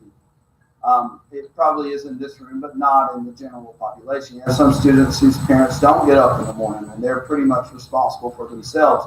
Elementary students live up to 45 minutes or an hour away from school. It's a tiny school. It's very rural. And so kids at Rockingham or at Hamlet, those are towns that are built around a school in town. Ellerby is 4,000 people, 3,000 people, and you're talking about the largest district land-wise in the county by far. It dwarfs, it quadruples. So a student misses a bus and they can't walk to school, right? Well, if the parent's not up, then the student's not, you know, they're having a hard time. Sometimes our social worker is going to get them, our principal is going to get them. So that's one area is why students miss school, because their parents don't get them to school. I would say the other reason is we do have students that don't like school. They don't like school. They're the students who live in the nurse's office, right? I mean, and usually ice or water works for students that want to go to the nurse's office, but for some students it doesn't. And the reason they want to go to the nurse's office is because they want the nurse to call their parents and to take them home. So I would say you have student motivation, and then you have a lack of parental responsibility would be the two main reasons, Dr. Hemphill, that students, other than the ones that we all know. Does that answer your question? Yeah, I appreciate that. I mean, it's such a big topic. I've been thinking about this as working with a high school, and you know, it's a complex topic, just to be brief. And there's a school improvement plan, you know, and I think you're actually on the task force, if I recall. I am some years. Yeah. I draw that straw, and some years I don't. So what are the key features of that school improvement plan as it relates to attendance? So I think this is the intramural program, but what else is a part of the plan to help with attendance? I would say the biggest area is behavior, because a lot of if a student is suspended, you know, they fight at Ellerby. They the first time they fight, they're in ISS for 3 days, so they're counted at school. But if our principals, we don't like that type of stuff at our school. So if it happens again, kids go home. And some years we don't have that happen a lot. And this year, it's been UFC in the 6th grade hall. And so one of the big focuses, you have the state testing, and you've got to improve by so much, and then it comes to attendance, and it's basically we just want students who are absent 30% of the time to now get them down to 15%, or students who have missed 13 days of school or more, we want to see those students improve to 9 days of school or more. But the other main area is behavior, and how can we get students to show what we call acceptable behavior so that they're not missing school because of suspensions. And that is the biggest, or I would say the largest other area that the school improvement plan works on that relates back to attendance. And so then am I correct that your kind of theory of change is the students are part of your intramural program, they make better friends, they feel better about being at school, so they're more likely to come. Right, they're a part of something. They're going to get to school. One, they need to come to school, and two, they need to be on time to do something that they really want to do that day. If they're not there, they're held accountable by their teammates, they're held accountable by their coach, they're held accountable by other teachers. As far as, hey, your team really needed you today. Do you know how your team did? Hey, listen, you have a game tomorrow and you have a game Thursday. We need to make sure that you're here. Your team needs you. They didn't have a goalie today. You got killed on the boards today because you're a big rebounder for your team.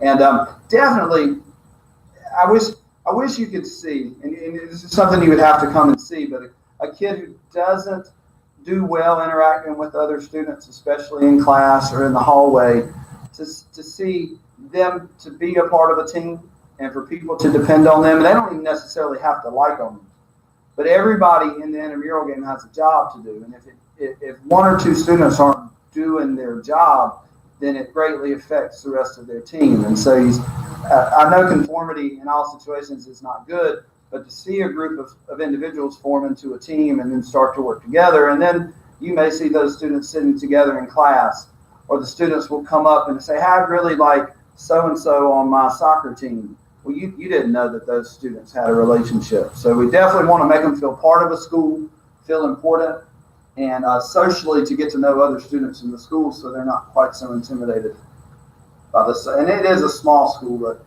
I could think of the benefits at a larger school that they would show, I think, exponentially.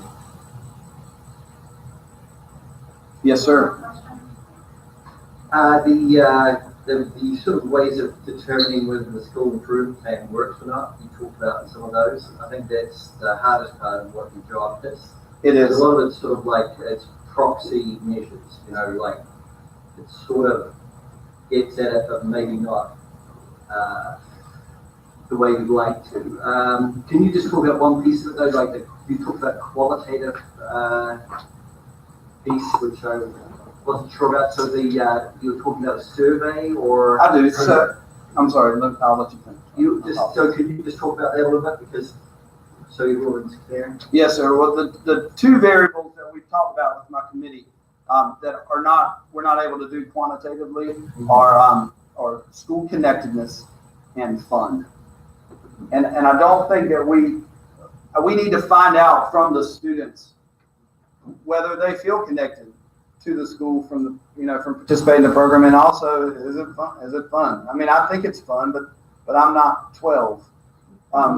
So I don't know. Are there things that I could do to make it more fun for them? Or did they have insight on I like this part of the intramural program, or I don't like this part of the intramural program, or I do think about I have an intramural game when I wake up this morning, or no, I never think about it. I don't remember until I get to school. And like Randall said, we can't really get in their heads with quantitative data. And so I need to know what the students think about the program.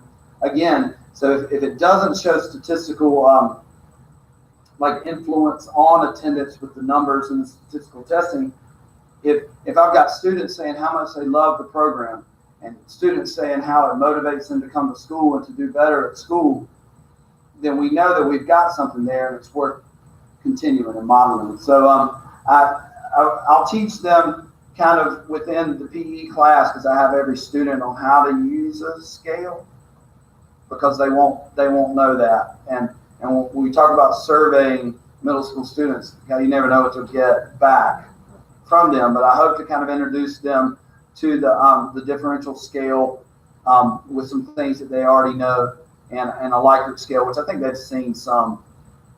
And then just some open-ended questions. How do you feel about the program? What's fun about the program? What's not fun about the program? So that's what I would like to find out with the qualitative surveying. So I mean, I'm just concerned about that as a measure of, or trying to figure out qualitative data. So I would just suggest, have you thought about interviewing instead, or taking field notes, or writing a reflective journal, as opposed to you creating some questions for a survey and then the students answering them? So then they're only going to answer the questions you present, rather than, if you really want to get inside their head, or I'd say get inside their life world, or interpret what they really feel, face value. I know it's a tough question. So I have to, I think, yes, I have considered interviewing them. There are that time allotment in the morning. We're not always doing intramural games. And so there is a time to be able to sit down and talk with the students.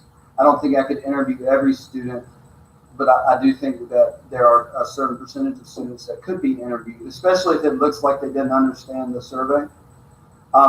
As far as field notes go, we had a discussion about one individual student who struggled this year and participated in he participated in intramural basketball, and his attendance and his behavior record during intramural basketball was amazing.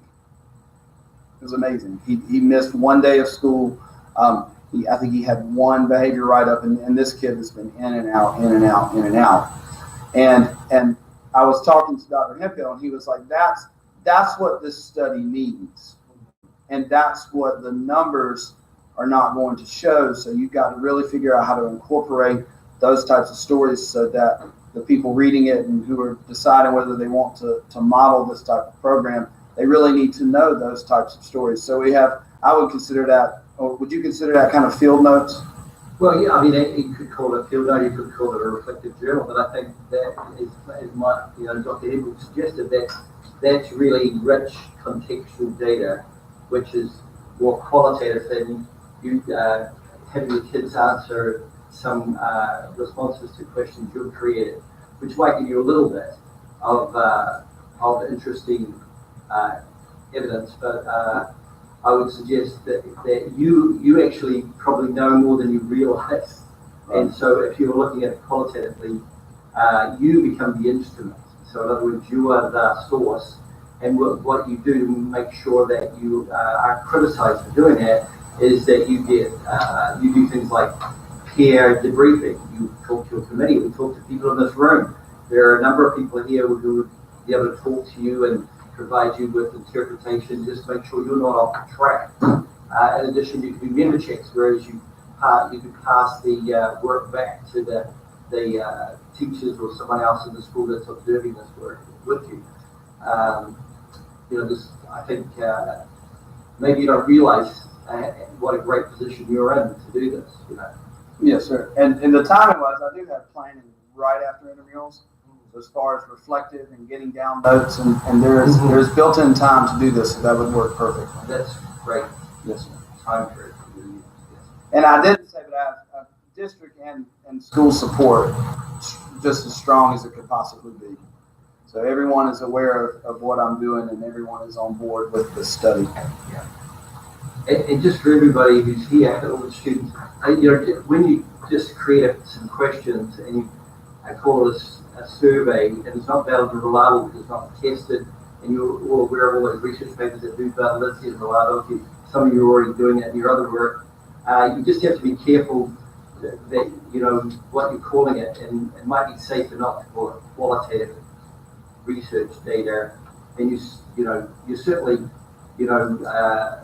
I know you read articles and they do have response questions that have then be put into a system called qualitative data.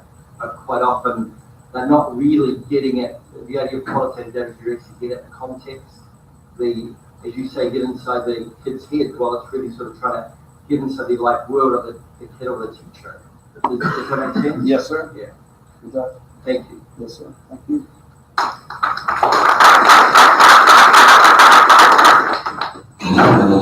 Actually, spider on this one. Will be up next.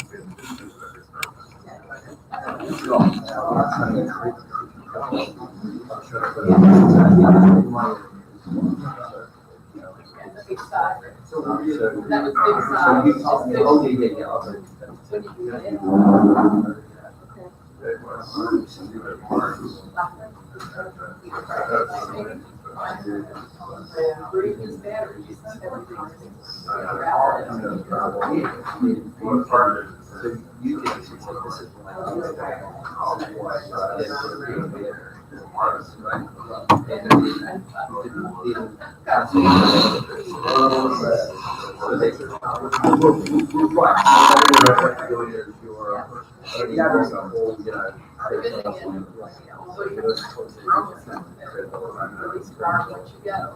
transfer.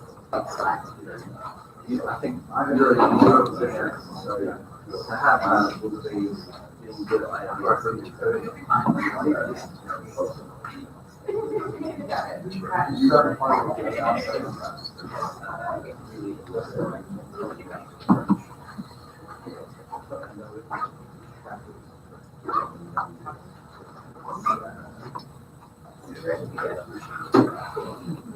How are you doing? Good.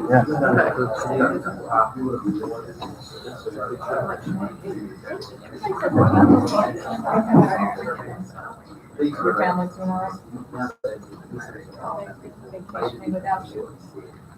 We had gone the in-laws. So say who's the full support. My husband actually has switched jobs. This spring. So he's actually the coach of our soccer club.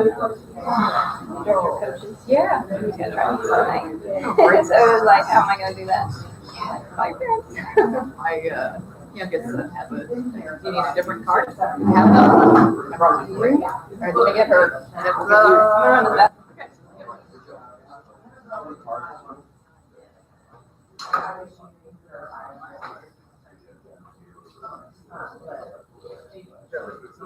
I'm just curious if maybe you know this, but my very little knowledge is for the Yeah. but then Vietnamese. No. So we have a plan. Right. He has a sister-in-law husband.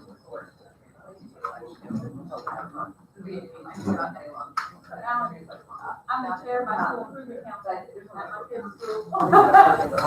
Yes. We always know. Yeah, so I'm saying, right there. You know how we decide that? That's how the teachers decided. Parents, I actually have like.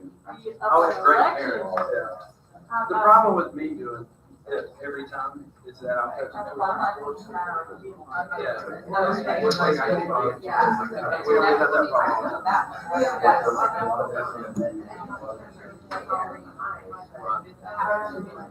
And then we talk about bigger schools, there's a lot of different coaches. If I'm not coaching, I'm taking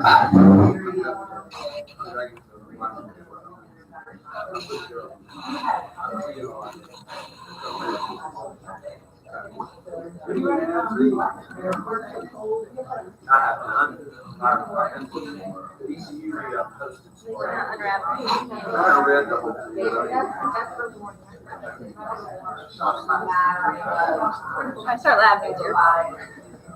I'm on a strict time schedule here. I'm already over. And then it didn't matter what game you were playing, you just and that's more about how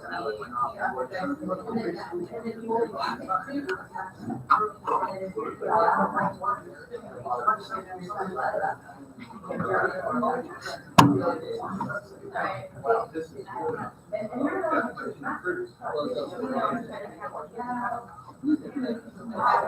We're gonna let Melissa get started.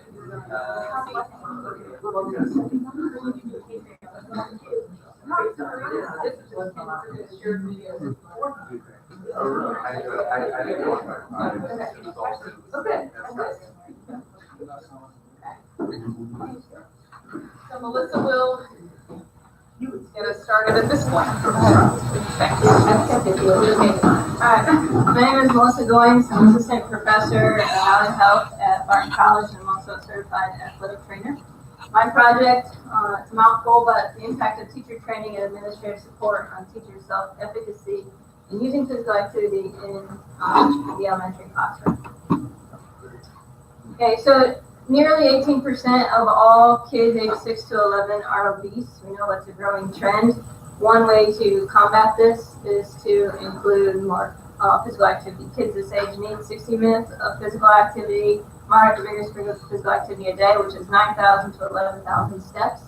We can include this in the school day because school is relatively sedentary activity, and it lasts about 6 to 7 hours, which is about half the waking time of kids this age. So we can easily implement that. The framework for implementing more physical activity into the school day is the Comprehensive School Physical Activity Program. So here you can see on the nice diagram that they have on their website. It's 5 components: physical activity before and after school, physical activity during school, a physical education program, staff involvement, and community and family engagement. The proposed study hits on 2 of these components, so physical activity during school as well as staff involvement. Physical activity during school encompasses anything from recess to activity breaks, the intramural program that Alan does, as well as movement integration. Physical activity also increases or has physiological and academic benefits as well. So we all know what recess is because it's our kids' favorite class when they come home from school. That's what they want to do. Brain breaks are a break in the activity to allow the students to get up and move. Movement integration is integrating academic content into the movement session so that kids hopefully will learn something while they're moving. And that will help them learn the content that they're supposed to be learning. The big question here is why. So why should we integrate movement? There's a lot of benefits. So it increases performance on academic achievement testing. So the scholastic test and the grade test, there has been shown to be improvements in those. It increases executive function, including memory and impulse control and emotional control. There's improvements in processing speed, concentration, and attention for some students. We have improvements in classroom behavior, so they're, the time that they're spending in class with the teacher. And then lastly, there has been shown to be an increase in weekly step count with movement during class time, an increase in the active minutes overall across the week, as well as a long-term study across 3 years showed a reduction in BMI for some students, just based on their physical activity in the classroom. There are some skeptics that do say that physical activity, if you put it in the classroom, it's taken away from time that kids should be spending learning their math, their science, their English. But there's a lot of information combating that or saying that that's not really true. So the CDC did a meta-analysis in 2010, physical education and physical activity on academic performance. And when looking just at the classroom physical activity, they showed 8 out of 9 studies had positive associations with academic performance. The 9th study was neither positive nor negative, but overall it didn't find any negative influences or associations between the physical activity and their academic performance. So when we look at this, we see there's a lot of research that it is beneficial to include it into what a teacher does at the elementary level. But only 44% of elementary schools actually have time for physical activity breaks. And so it's not being used as much as it could be. There's a lot of institutional and interpersonal factors that go into this. Interpersonal affect the teacher themselves. So are they trained? Do they have experience? What's their belief system or their motivation to use physical activity? And then institutional are kind of out of the teacher's control. So is there support from the school board? Is there support from their own administration? Are there resources? Do they have permission to use physical activity within their classroom and their designated class time? There's a list of facilitators and barriers. It's more extensive than this, but these are the most common ones found in the literature. You can see that there are some items on here that act as facilitators when one has those, and some that act as barriers when they don't have that. So institutional or administrative support, resources, and training and experience. Okay. The proposed study hits on support, looking at that institutional and administrative support, as well as the training that the teacher has or professional development, because it is on both sides of this spectrum. So the purpose of this study is to understand how professional development and the school administration impact one's use of physical activity within the classroom. There's 2 primary aims. So the first aim, determine the relationship between how often physical activity is used and that perceived administrative support, as well as their professional development or their training, the amount of training that they have. And aim number 2, determine the relationship between the teacher's level of self-efficacy and their professional development and the perceived administrative support. The rationale behind this is that if we understand that administrators really do affect when and if a teacher uses movement, we can help those administrators identify that role that they play and help them support the teachers throughout the school year. So the methods for this will be a survey through Qualtrics, I created the survey based on 3 previous surveys, so picking and pulling questions from different surveys. There was a few questions where I came up with specifically for my study. It's about 35 questions long. Some reviewers were the Department of Education, the Dean and the Professor of Elementary Education at Barton College, as well as colleagues in Allied Health, the dissertation committee, and then some elementary education teachers did look at it as well. It will be emailed in late July and be open for about 6 weeks until the end of August. That will hopefully hit on the teachers that check their email over the summer and have more time to fill it out, as well as teachers who don't check their email over the summer and won't check it until they get back to school in August, and hopefully give them time to fill that out after the first week or 2 of school. I did complete pilot work in October of 2008, and I sent the survey to 14 teachers and had 6 respondents. Most of them were from a private school my kids go to. What I learned from that was to keep a really broad focus, not narrow in on movement integration, as that was kind of my initial idea, but look more at any activity that's in the classroom. And then also to look at or include teachers that don't have any previous experience, because they're still important. They still may use physical activity even without the training or experience that they may or may not have. One thing I did see, which I think I'll continue to see this trend, that 4 teachers who said they were comfortable or very comfortable using movement said they used movement more than once per day in their classes, and teachers who were only somewhat comfortable using movement used movement rarely or only once per day. So I think I'll see that trend with the self-efficacy piece. As far as the analysis, chi-square testing and multivariate regression analysis will be used. There will be a lot of correlation, so looking at training and support and efficacy, as well as training and support and physical activity use. And then further beyond the correlations, looking at if somebody has 20 hours of professional development versus 1 hour of professional development, how much more physical activity will they use or do they use in their classroom? So that's a little bit more detailed analysis that will occur. The survey set up into 4 different parts. The first part is the demographics. Is pretty similar across all the surveys. How much experience do you have teaching? What do you teach? What grade do you teach? Do you teach at a public versus a private school? The second one is looking at their experience and the training. So were they trained in college? Were they trained after college in a professional development setting? How many hours of training? How much use do they use? So is it once per day? Is it several times per day? Is it rarely or never? And their comfort level or their efficacy in using movement. Third one is how one uses physical activity. So do they use brain breaks specifically, or do they use movement integration, or is it some other type of movement that they use within their course? Do they use it in English or spelling or science, mathematics? So what course are they likely to use that in? How do they manage their movement sessions? And then do they feel successful in several different areas of that? And then the last piece is the environment piece. So this is looking at the role of the environment or the setting that the teacher is in.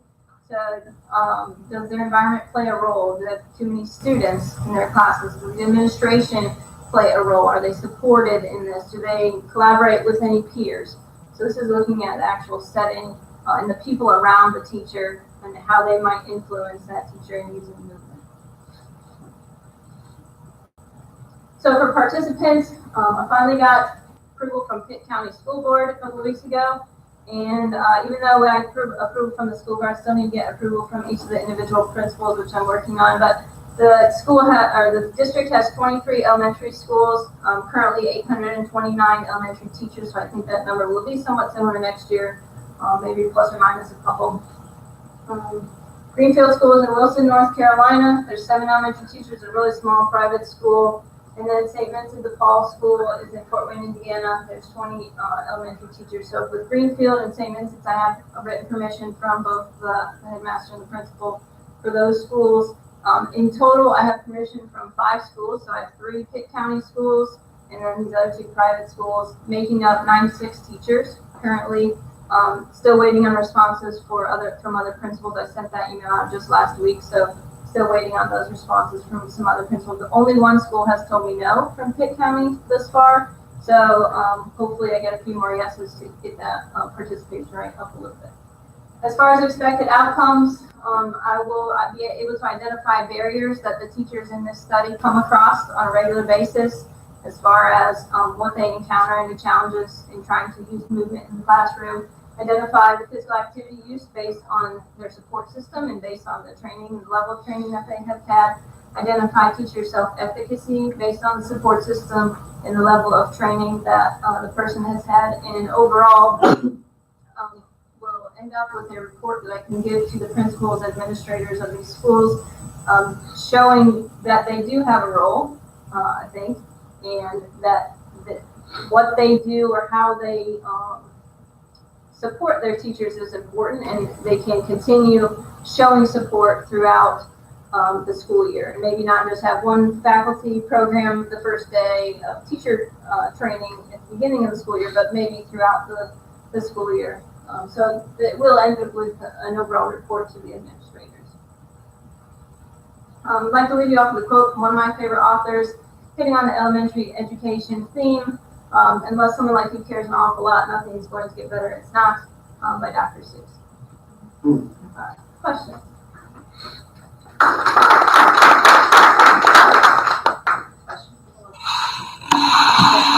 Also, you had the slide where there's a list of barriers and facilitators based on previous research, and I think there was roughly 7 or 8 in each box. Yep. Does research show one of those facilitators and one of those barriers to be stronger or more consistent than others? Training is in both. It's very consistent, and space is very consistent. I would say those, and time. I think those 3 are the major barriers and or facilitators. And again, a lot of them are on both sides. So if you have time to implement movement, then you might do that. Or if you are trained and you know how to implement it and even implement it with the academic content, which I think is even a little bit better than just saying, okay, let's do 10 jumping jacks. Let's do 10 jumping jacks while we count to 10 and learn our numbers. I think it's a little bit better, but I think time and space and training or experience is the most common ones seen. These are the 4 areas that the survey covers. The bottom left hand is how they use it. I'm just, from my personal experience, I feel like during testing we always hear about get your kids out, give them a break and let them move.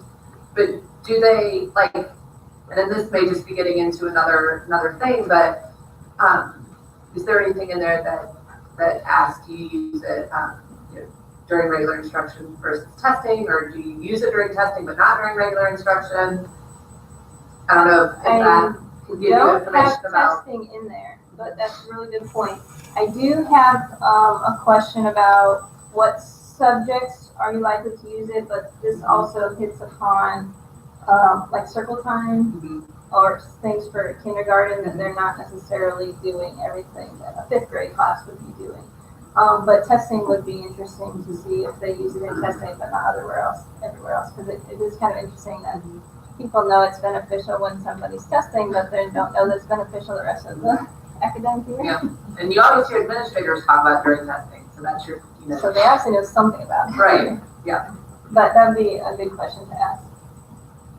So if I'm a teacher and I get your survey and I was like, oh, I haven't done this before, I'm totally interested in it, where could I go to get training to figure out, where is the training piece? So conferences may have somebody speaking on implementing physical activity. I'm actually doing a training course on Monday through Be Active Kids, I think is what it is, and through UNCG. It's at the Marbles Museum. It's more geared towards like daycare centers, but I'm going just to get some more information about it. And then they're starting to develop, there was one recent research article that talked about online modules for pre-service teachers. And so I think you'll start to see more online training coming. So like if I was a principal, I could bring in an online module and say, all my teachers need to complete this online module before the start of school. So I think that's coming as online teaching becomes more commonplace. But it can be effective with pre-service teachers. That's what the research showed. It was effective in teaching them that content, but I think it's more of finding professional development in that area. So just to piggyback on that, maybe on your survey, you could ask the ones who have had training, what was the training? Like what type of training? Yeah. Was it Yeah. on energizers? Was it Spark? Was it NFL Fuel 60 or whatever? Yeah. That would give you a working list. And so that when Use. the teachers ask that question, you say, well, here's a whole list of places you can go.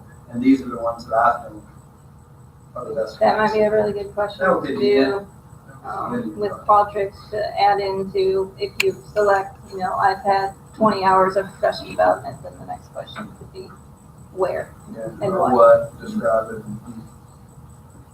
Sounds good. Other questions? So you said with your pilot that it led you to, rather than focus on movement integration, just focus on movement. Can you talk a little bit more about how you came to that conclusion? Through the research, there was a lot of research, or I guess not a lot, slim research on solely movement integration, and I think some teachers may even not know what movement integration is, which it is explained in my survey, like they read a little paragraph what it is so that they know how to answer the questions. But a lot of the teachers, like I had a teacher that had no experience and no training, and so I think I'm already doing an online survey which has a low response rate, and I want to get as many responses as possible. So if I just kick out somebody because they don't have experience, or if they don't use movement integration specifically, but they might do jumping jacks, do the brain breaks or activity breaks or energizers, I want those people because I want to know what they're doing and what they think about, what does it work. So I think just knowing that the response rates are low for surveys and seeing that, not everybody uses movement integration because they don't know how or they don't have experience with it. So I think a lot of that was part of why I made it more broad or want to keep it more broad. But you're still interested in intentional movement, like not just, we walked to the water fountain. Yeah, intentional movement as in like you're getting up out of your chair and doing something, not like my kids go to a school that was a horse farm and the kindergarten is in the front of the property and they have to walk to the back of the property for PE. That's not. So that wouldn't be the space unless while they were walking, the teacher was choosing to do something else in that space. Quickly, here's this is real quick, or this is low and high, and there's ways to do that. But so within specifically more the classroom. I mean, that's a really interesting question, and it'll be hard to really figure that out whether they understand the survey. So you might just want to think about how you might get. I know you've done really good work. It's very nice to see all the work you've done in the pilot and how your pilot informed what you're doing now.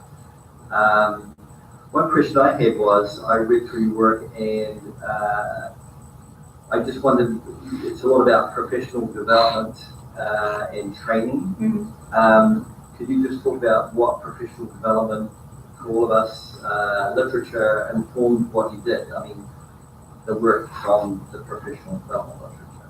What's the good stuff here that you found? I think, Dr. Webster in South Carolina is doing a ton of information with pre-service teachers, but then also with teachers later on in looking at their, what trainings that they have. I think as far as my survey, I intermixed training and professional development, and I may need to hone in on one specific term, but basically anything, any CEUs or any continuing education that somebody has had that would lead them to understand and learn more about how to use movement within their classroom is kind of what I'm looking for. I don't know that I looked at a ton of research that specifically talked about what type of professional development is better. A lot of it just referenced this person was trained or this person was untrained and training was that facilitator or that barrier. Does that get at your question? Yeah, I mean, Colin's done some good work here. I'm just thinking about other people you know, and physical activity and physical education. I'm just thinking when you start writing this up, you know, for your dissertation, that's in mind now. You may want to couch it within that, since you're talking about training and professional development. And you notice some people don't like, typically in New Zealand, Australia, and UK, they don't like the term training because it's something that's done on someone. Does that make sense? So I'm an athletic trainer and I get called a trainer all the time. Right, And you I may always said, not I'm like not a horse trainer. right, you may not, so you can see the difference. I'm just encouraging you to look at some of the other literature. Okay. Basically. Is that fair? Yep. There's a lot of stuff in health and physical education. Yep. Professional development. Yep. So the survey really is getting at the teacher, you know, what the teacher thinks, what the teacher does. And then that happens in the context of school. And I can't recall if you get much in terms of the school. So a couple of things I'm thinking about, and then I'll just let you respond. PE tends to be marginalized in schools, and we know that some teachers don't see it as valuable. So I would imagine those teachers aren't interested in integrating movement. In other schools, especially with the CSPAT model, which you highlighted, many kids are coming from PE class, or they get physical activity pretty robust, and so I might not think as a teacher I'm going to integrate that into my short lesson. So there's an issue of kind of values toward PE and then perceived need for physical activity. How do you think you'll be able to understand your findings in those complicated systems of education? I'm hoping to stay away from PE just because I want to focus on classroom physical activity. I know some, like you said, some teachers they don't care. Or, the kids already go to PE once per week. Like, why do they need more physical activity than that? I think it really kind of hones in on they need 60 minutes a day. And when they go home, they're going to go home and sit on the couch. Okay, some of them will go to do the recreational activities, but a lot of them go home and they don't do anything. Their parents don't take them outside. You've all seen your neighbors. Like, sometimes kids don't ever get to go outside. They don't ever get to play. So I think it would be within trying to convince somebody that they need 60 minutes. And when you go to PE, there's several PE studies that say they're getting 25 minutes out of 40 of actual moderate to vigorous physical activity. And with classroom PA, you're probably barely going to get into that moderate. Rarely are you going to get, several minutes of vigorous physical activity unless the teacher really knows what they're doing. But I think it's just more of convincing the teachers that if they're getting 40 minutes of PE and they have it daily, that's a good start, but can we get 2 or 3 other classes to get them 5 minutes? So they go home with, 50, 55 minutes of, physical activity during the day. So when they get home, they've already almost gotten their full 60 minutes. And I got my kids an activity tracker for Christmas last year, and that kindergarten and first grade is a world of difference in how much activity they get. And I think it just gets worse as they move up into 2nd, 3rd, 4th, 5th grade and beyond. That helps. Kind of with what Dr. Hempel just said about the teachers that don't value PE per se, and so don't think physical activity is important. But what about, I don't know, I just made me think of this. I mean, as a teacher, all of your kids learn differently. So what about your kinesthetic learners? Like, can that be something that can help motivate teachers, I guess, to incorporate physical activity because some of their students are not learning like right. Somebody actually that reviewed my proposal at Barton College just kind of said something about the different learning types, which I hadn't had in there and haven't, obviously it was like last week, so I haven't had time to put that in, but I do plan to, move from here and research like kinesthetic learners. Most teachers by now, if they're teaching, should know that there are several different types of learning, and hearing or doing is, one of, the kinesthetic is very common. A lot of people learn kinesthetically, and I think that is a point that I will touch on. Just again to say, okay, you should be doing something with your hands. Not everybody doesn't just sit in a desk and learn by hearing. So that's something that I will be getting to. I just haven't got there yet. Yeah. I think all that goes back to Dr. Dyson's point earlier about professional development. So you're trying to find this information out and you want to do something with it. So if you want to change the teacher's attitude, or you want to apply to recognize different learning styles and then make adjustments, those would all be things that you want to think of how that can best be couched or how that can be best prepared. I do have one other thing that I just want to ask. So this is really the teachers' perceptions of the administrator support. Yes. So just being clear on that. But are you going to have any conversations with the actual principals or anyone there to just? And then maybe the next study. It has come across my plate a couple different times, and I've thought about it. I think at this point, I would like to get just the teachers, because first of all, if the administrators know that I'm going to be asking them questions, I think it'll be harder to get permission to ask the teachers, and then they may influence what the teacher says. So I think I want to start with just getting the teacher's information, and then possibly step 2, going back and saying, okay, this is what I found from the teachers. Like, what is your plan? I think that could work, but I also think maybe going back to something that Dr. Bates said, Alan, about you're having to communicate with all these principals to get permission to be in their schools. So you might be able to think about the conversations and have your own notes about that to be able to better inform your findings, because there might be somebody shooting them back, yeah, do whatever, we don't care, it's just me. Yeah. Or somebody might be like, wow, we really are worried about this in our school, and that's great. So that may, I mean, you may get nothing, you might just get a yes. And I've seen a few different things. The school that said no, she just said, thanks, I'm not interested right now. So I don't even know that she read through my whole email, because it wasn't a survey to her. Right.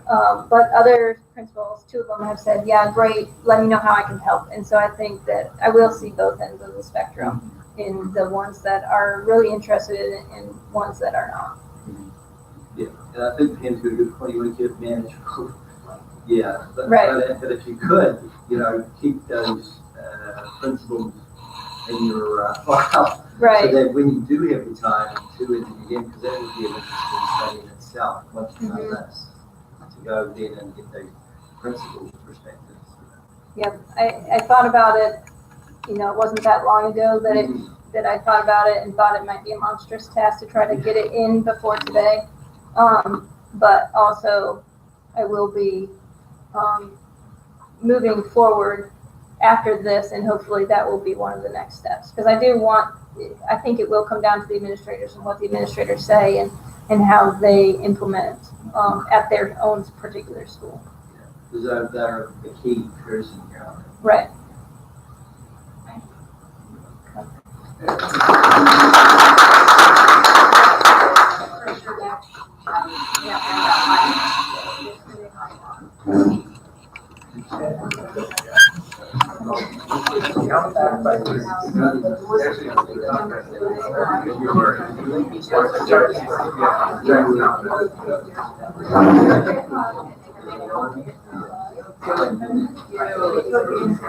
Oh, yeah.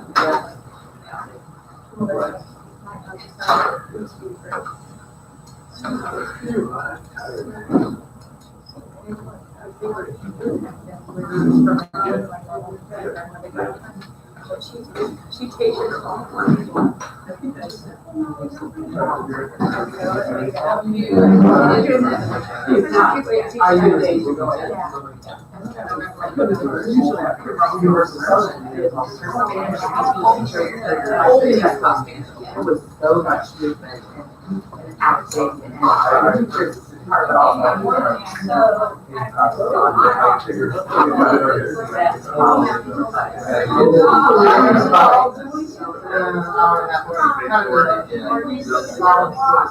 Yeah.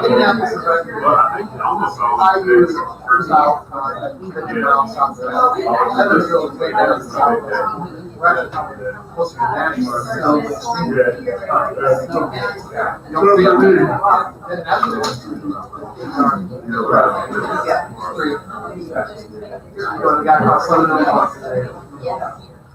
So that's.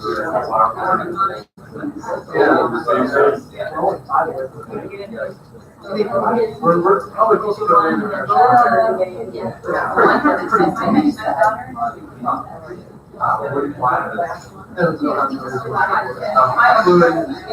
Going to be here, I was in Detroit.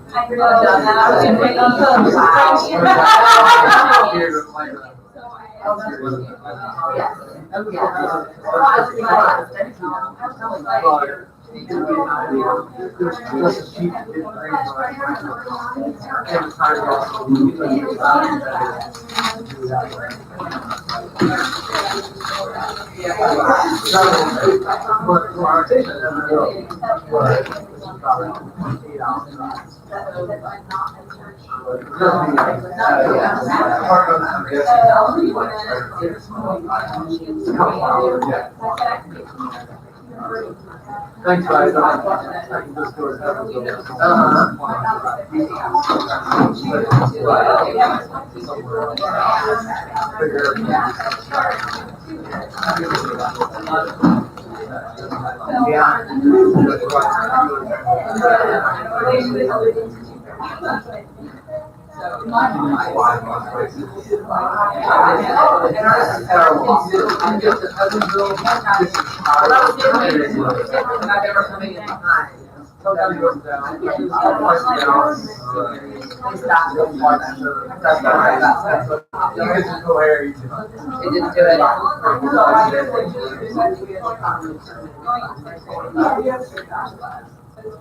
Ours is going into summer.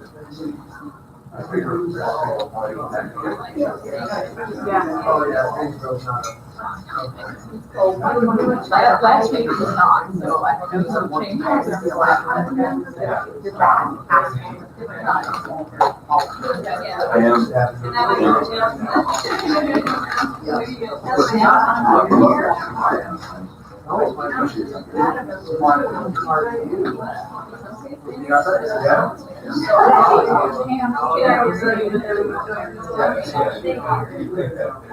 Y'all stuff I don't want to do, y'all are doing.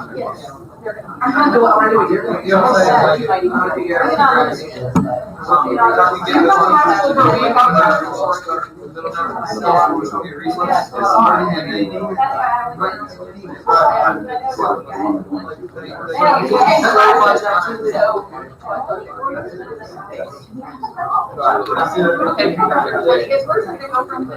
You'll see tomorrow. So Chris is gonna be our last presenter for this morning. When he finishes up, then I'll just talk a little bit more about, just how the rest of the afternoon goes and just revisit a couple of things I said earlier. So whenever Chris is ready to start, it's good. Whenever you're ready. So, okay, my name is Chris Crawford. I'm currently assistant professor and athletic training program director at Mid-American Nazarene, small private school in Olathe, Kansas City area. Oversee also the pre-physical therapy and occupational therapy programs. And so I'm getting a lot of experience with a specific type of student, a student who likes to be actively involved in what they're doing. And the reason why, again, this kind of, this gigantic long title up here, the idea behind this is I had an adjunct instructor come and ask, how do I keep students engaged in class outside of doing just lab activity?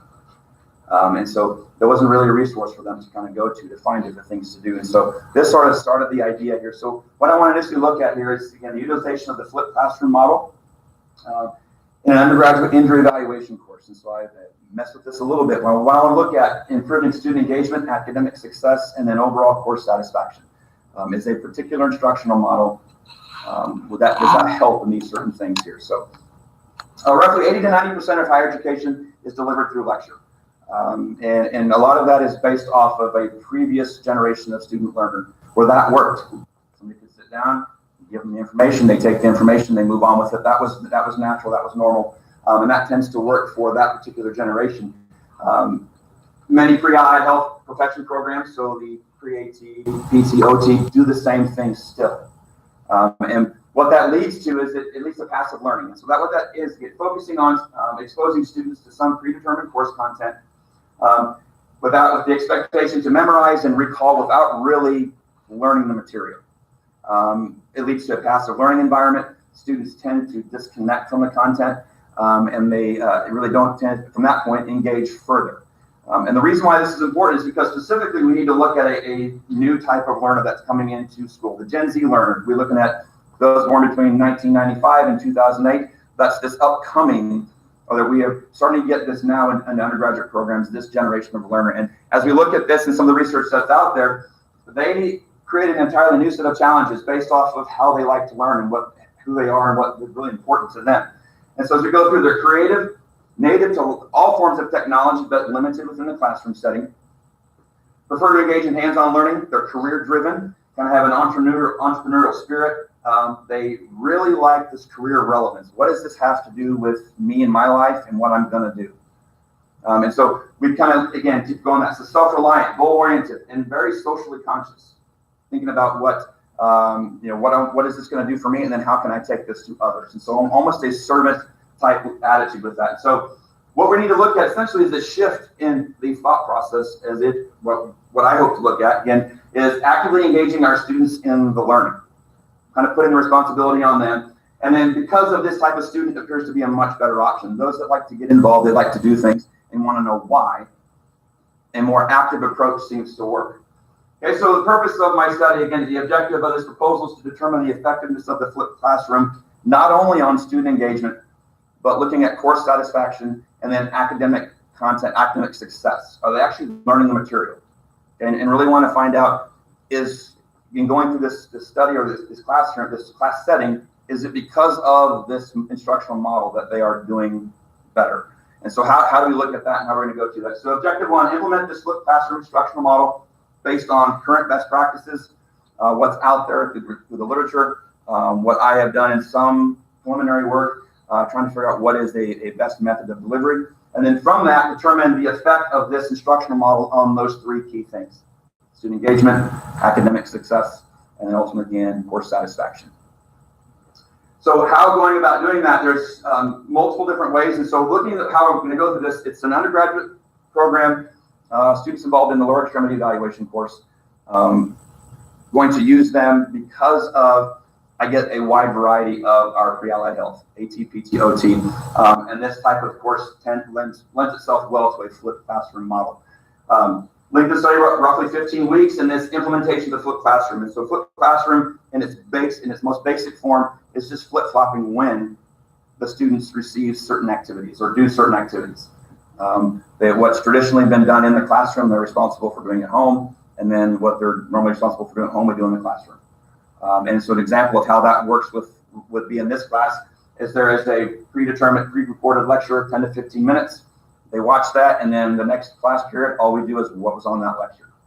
And it's very, very hands-on, very active through a variety of activities. Could be case scenarios, could be palpation skills, could be discussion, could be debate type stuff. There's a lot of different ways to approach that. But what we're doing is taking the time in the classroom to really answer those questions that they might get when they were home doing the traditional homework. And so that's what I want to try and look at here.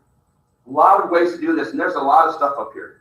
But the idea behind that is to sort of have a checks and balances as to really what students are saying and what the data is showing, along with trying to show what I see versus what they see.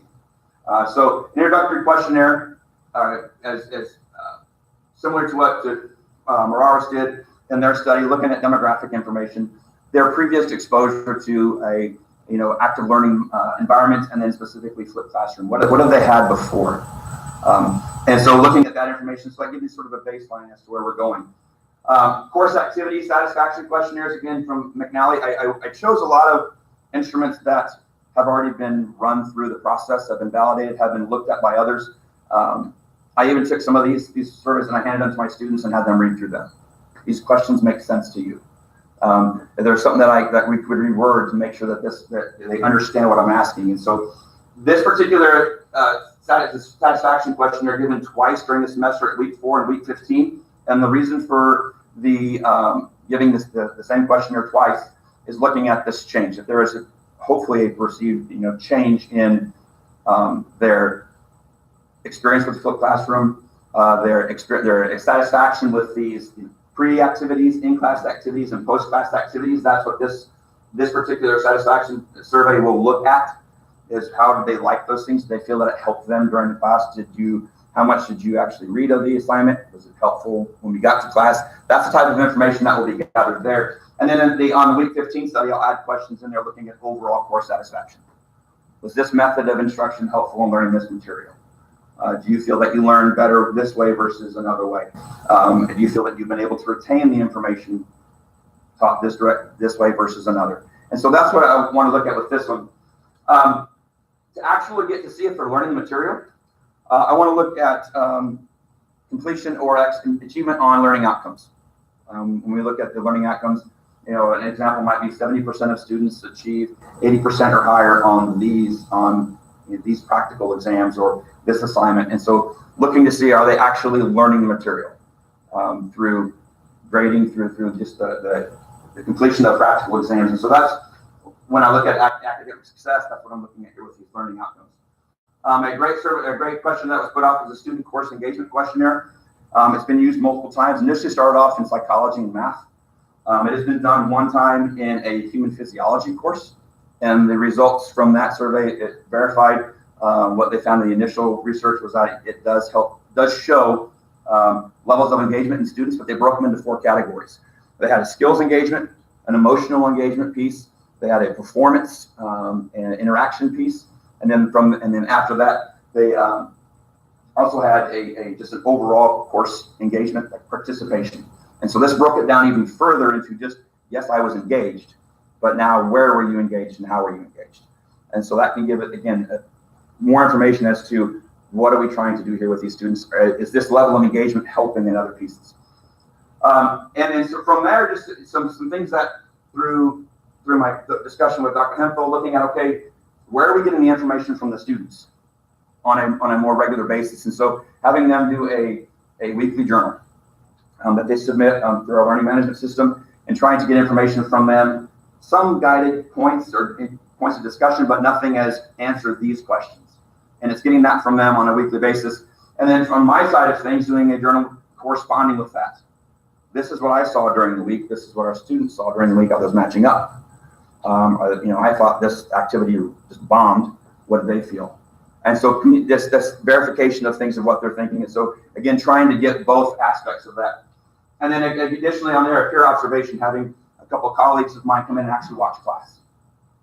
Am I doing, am I implementing, best practices for flipped classroom? Are their observations from what they saw in class, did they match what I saw? Were they different? How were they different? Why were they different? And so again, trying to just cover all the bases of showing, did this actual instructional model improve these 3 key things? So from there, what I want to hopefully get from this expected outcomes, proper development and implementation of the flipped classroom has a positive effect on student engagement, academic success, and overall course satisfaction. Providing support of existing best practices. So what's already out there, does this work? Yes. Or if we can, maybe update or providing new information. And then looking at, finally from there, provide a Gen Z learner with an environment that allows them to showcase their strengths. So hopefully from this point, this particular instructional model helps to, again, this particular type of student helps them to show a greater achievement in a course or a classroom that is built around them, how they learn, how they interact.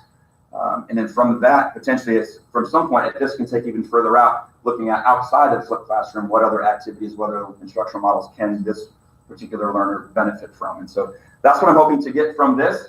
Again, trying to figure out what is best for everybody.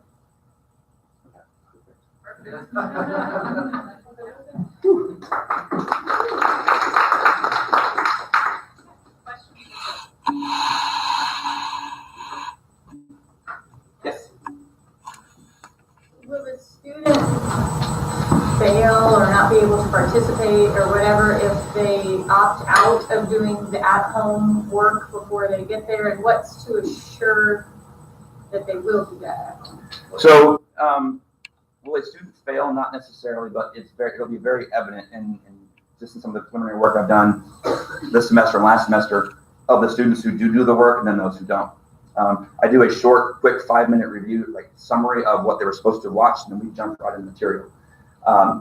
If they choose not to do that, some students, it was through a variety of excuses. I had this, I had that, and they understood, this was terrible today, and they adjusted through that. One of the things that I have within one of the things we have within is called Panato. It's a screen capture, but I can upload lecture stuff into it, but I can also embed a quiz within it. And I can do that in multiple spots. I can do it throughout the quiz where they can't move on until they answer that question, or at the very end. And then at the end of the quiz, I get a summary report of who all did it, their responses to the quizzes, how many they got correct. It actually shows me how long each student watched the video. So I have students that just to the end of it, and then they watched it for 30 seconds and they got 1 out of 5 correct, versus someone who watched the whole one and got 5 out of 5. So that's one way that I will look to see if they're continuing to do that. And again, that's also continuing with some of those weekly journals of, how much of the free activities did you do this week? Did you find they're beneficial? It's, again, more of those checks and balances to that process. But will they fail? No, but it'll be a lot more difficult to get through that. So. I was actually going to ask almost the exact same question. I think the quizzes embedded in the videos is a great idea. I think the average YouTube videos watch less than 3 minutes. Mm-hmm. At the university I teach at, we find that students historically don't watch videos that are longer than 3 minutes. It's, even if the video's much longer, they'll jump out at probably 2.5 minutes.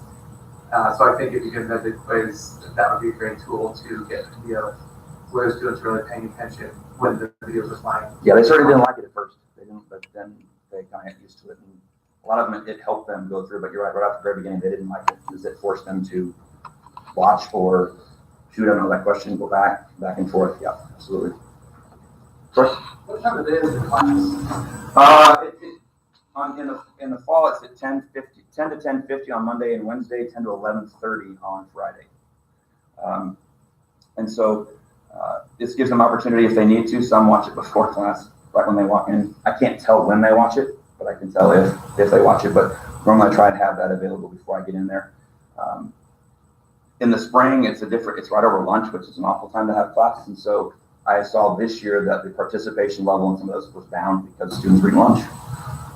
And so I think that might have a big effect on it. But in the fall, when I'm specifically looking at it, it's at 10 o'clock in the morning. Okay. Are you doing, I guess I've had this issue too. Are you doing different things in the classroom that you wouldn't actually have them do for homework? So as an example, palpation. Mm-hmm. I would assume that if it's going to be flipped, that they would have a lecture on palpation, and then at home they would have to do palpation on their own, because that's a true flip. Then that they have the lecture at home and then they do palpation. But is it like, so what I run into is I put my lectures online in a hybrid scenario, but I have all this lab time. Now I have even extra lecture time for lab time, so it's almost different content. Mm-hmm. Does that make sense? Yeah, I think so.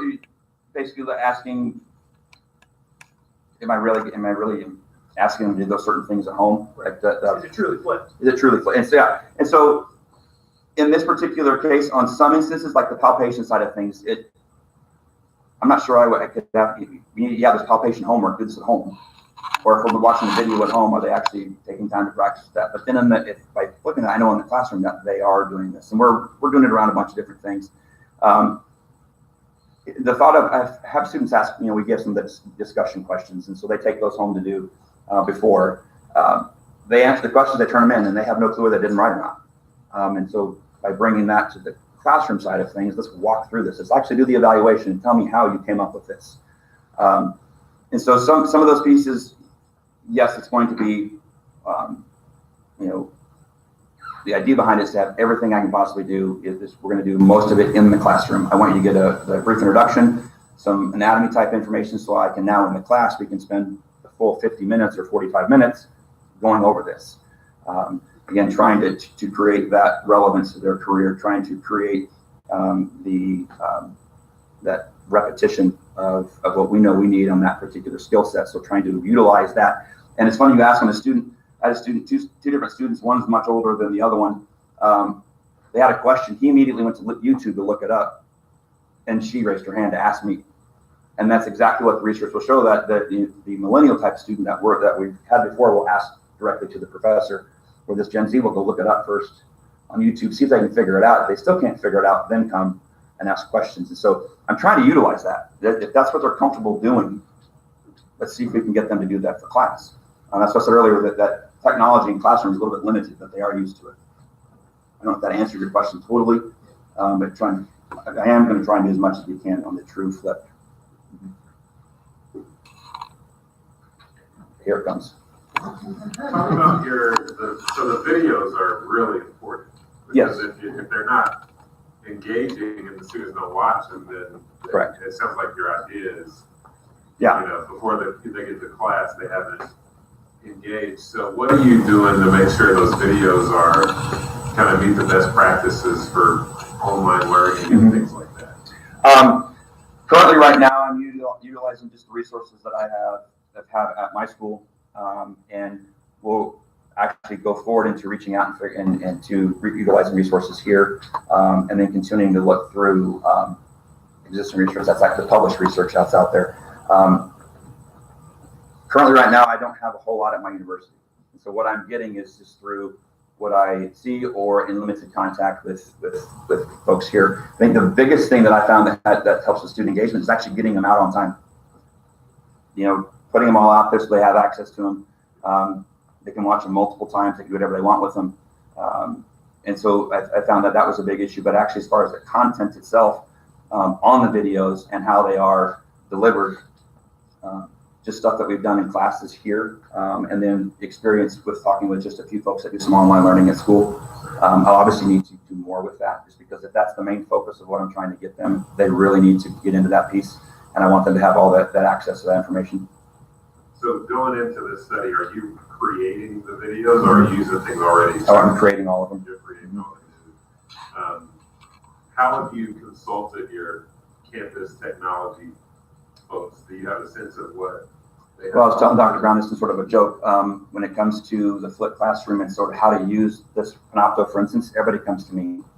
I am the campus expert, which is scary on a couple of different things, but it's finding those extra resources, utilizing the ones here more. I know I need to do that. But as far as IT and stuff goes, this is I don't know if it's core reflection or IT department, but they came to me asking questions about Panopto that they didn't know you could actually do. I love that particular resource because I can present lectures in multiple different formats. I can do PowerPoint, I can do PowerPoint and me. I had one particular lesson that I had where I had a GoPro suction cup to the bottom of my projector, right down on the table. And they recorded the whole evaluation right there with my notes on one side and me on the other. So they saw 3 different aspects of what we're actually going through. And so that was purely just, I'm going to try this, let's figure it out. So that's what I like about that one, but honestly, it's purely trial and error on that one. But definitely need to explore more options. So that way I can make sure that I'm doing just that, the best practices for the online learning. Because you're right, the videos are what's going to keep them in. I'm falling back on Christine's question, they're going to fail if they don't watch them. But if they're boring, they're not going to watch them. Right. And so trying to figure out how to do that. Yes, ma'am. You said your video, I think your materials, the videos are like 10 minutes right now, which Sean was asking about, saying that you're an institution. Yeah. It's too long, so yeah, and so, I thought I was chunking and getting them down to that low. Yeah, right. All right, let's go knee evaluation, 3 minutes. Okay, but you're right. It's how are they going to stay engaged within that? And the one I found they watched the most was that one. They had notes on one side, and the way I love this system is I can drag and drop slides into where I want to, and it automatically tags it. So if a student just wants to see this piece, they can click on that, and it takes them right to that video, placing the video right to me talking about it, and right to that slide. So it's a unique piece. I like that, but that's the one they watch the most because I think it has the most information on there. And that might be hard to do wearing a GoPro strapped around my chest the whole time, but it's possible. And you can't always make things 2 minutes long or 3 minutes long, so it's just being thoughtful about how to make your 8 to 10 minutes. Correct. Very, effective. And the nice thing about it is some of these, I think what we currently have right now, I can't go longer than 10 minutes. That's just I guess the subscription we have, it just cuts us off at 10, which it helps. Mm-hmm. I argue with my students all the time. I'm like, are you going to sit in class for an hour and 15 minutes? I made the video 8, watch it. Yeah. About it, So. And I think as I'm going through this, and I found this semester, that's going to be the hardest part. I saw some research that showed when students actually watch the videos. And a lot of it was, they showed that the biggest, watching the videos for these particular students was 11 p.m. to 1 a.m. And it was because of work and because of all those things.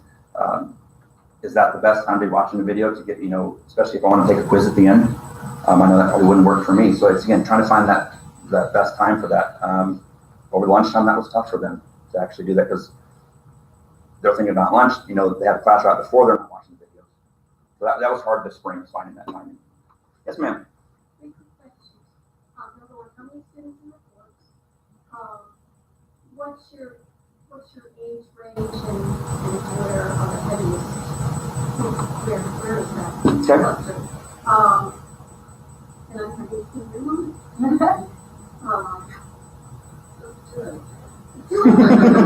Start with those. If you come with a third one, just holler it out. All right. So, the average attendance or average population in that class it varies, but roughly between 15 to 17 students. And they range in ages. It's an it depends on the student. So the athletic training students take it earlier. So they're going to be the 18 to 19-year-old range, and then our PT and OT students take it their junior year. So AT sophomore, PT, OT their junior year. So it's kind of a mix between upper and lower division. So looking at anywhere from 19 to 20, 21. Okay, so they're traditional age students. Mm-hmm. I had the student I referred to earlier. She was in our department, went overseas to play professional basketball, and was like 6 hours short of her degree and came back. And she was 27 or 28. And is an upper level course a temporary team? It is, yes, it is. It's an upper division course. And the reason we have our athletic training students take it earlier is because based on their clinical exposure, they need to understand injury evaluation for their clinical practices. And so they're in that earlier. Thank you. Mm-hmm. Still time for a couple more questions. Or you can be done, it's perfectly fine. So the people, your colleagues who want to come in and evaluate you, what do you think their disposition is toward this type of pedagogy? Any experience with it? Or? The primary one that I've talked with, and she's very excited about this. She's currently right now over the institutional technology in the classroom. That's kind of her focus within the university. She's also one of our primary research librarians. She has a different title than that, but that's basically what she does for us. And so she's very excited about it. Again, what her experience is with flipped classroom is not, I don't know, she doesn't use it a whole lot, or if ever. The problem that I have on campus is I don't have anybody on campus that does flipped classroom. The closest I have is a good friend of mine who teaches it in the middle school level. Does that correlate? Does that translate? And a lot of the research that's done on the flipped classroom has been in that lower age bracket, K through 12. In the graduate work, undergraduate work, it's coming, but not as prevalent as it is in that K through 12. And so he was one of the ones I've talked to about coming in to watch because he's got experience with it. He's on multiple discussion groups with it. There's a flipped classroom association that he's involved with, and so it's a lot of that. But again, I'm not sure the direct how that would work. But I think looking at best practices of the actual instructional model, he would definitely be able to help with that over Dr. Hayes. But she's on campus, and she understands what I'm trying to do, and so looking at how that would relate. That's currently what I have right now.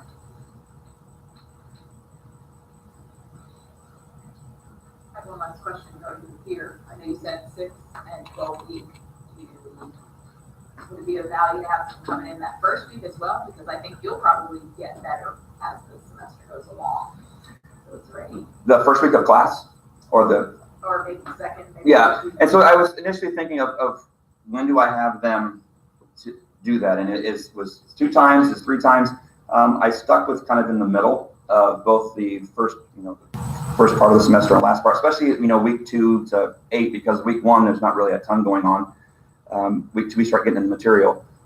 In the fall versus spring semesters, it's completely different. In the first few weeks in the fall is a lot of just basic content information on the evaluation process. In the spring, we don't cover that. We go right into the material. So depending on how this would run in the spring, if we do that again, it would make sense to go right off the bat, come in and do more of the evaluation versus, coming in and not seeing a whole lot of either the flipped classroom effect and or benefits from it because of the type of material.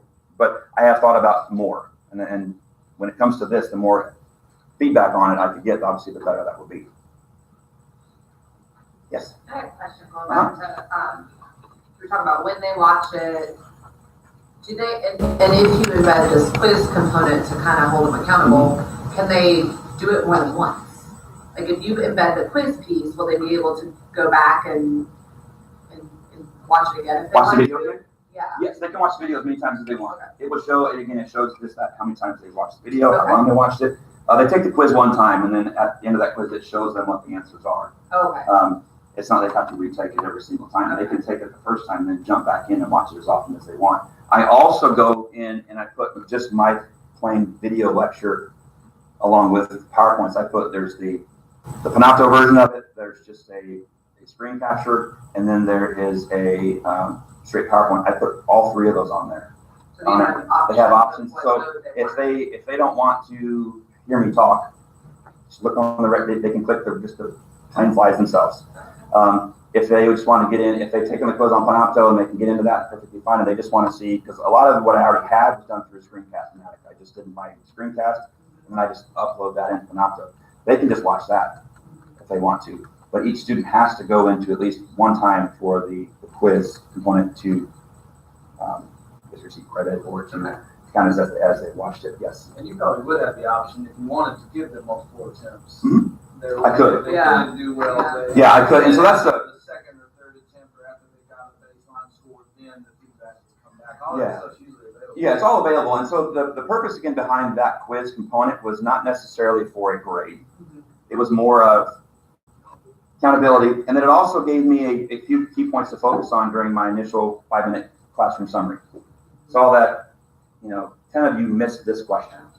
In the notes we thought it referred to this. What was not clear about that, or how can I better explain that? It gave me some place to start versus just doing a blanket review. If most of the class missed this question, I'll start there and then cover the rest of it. But you're absolutely, I can do whatever I want with that. Mm-hmm. Yes, ma'am.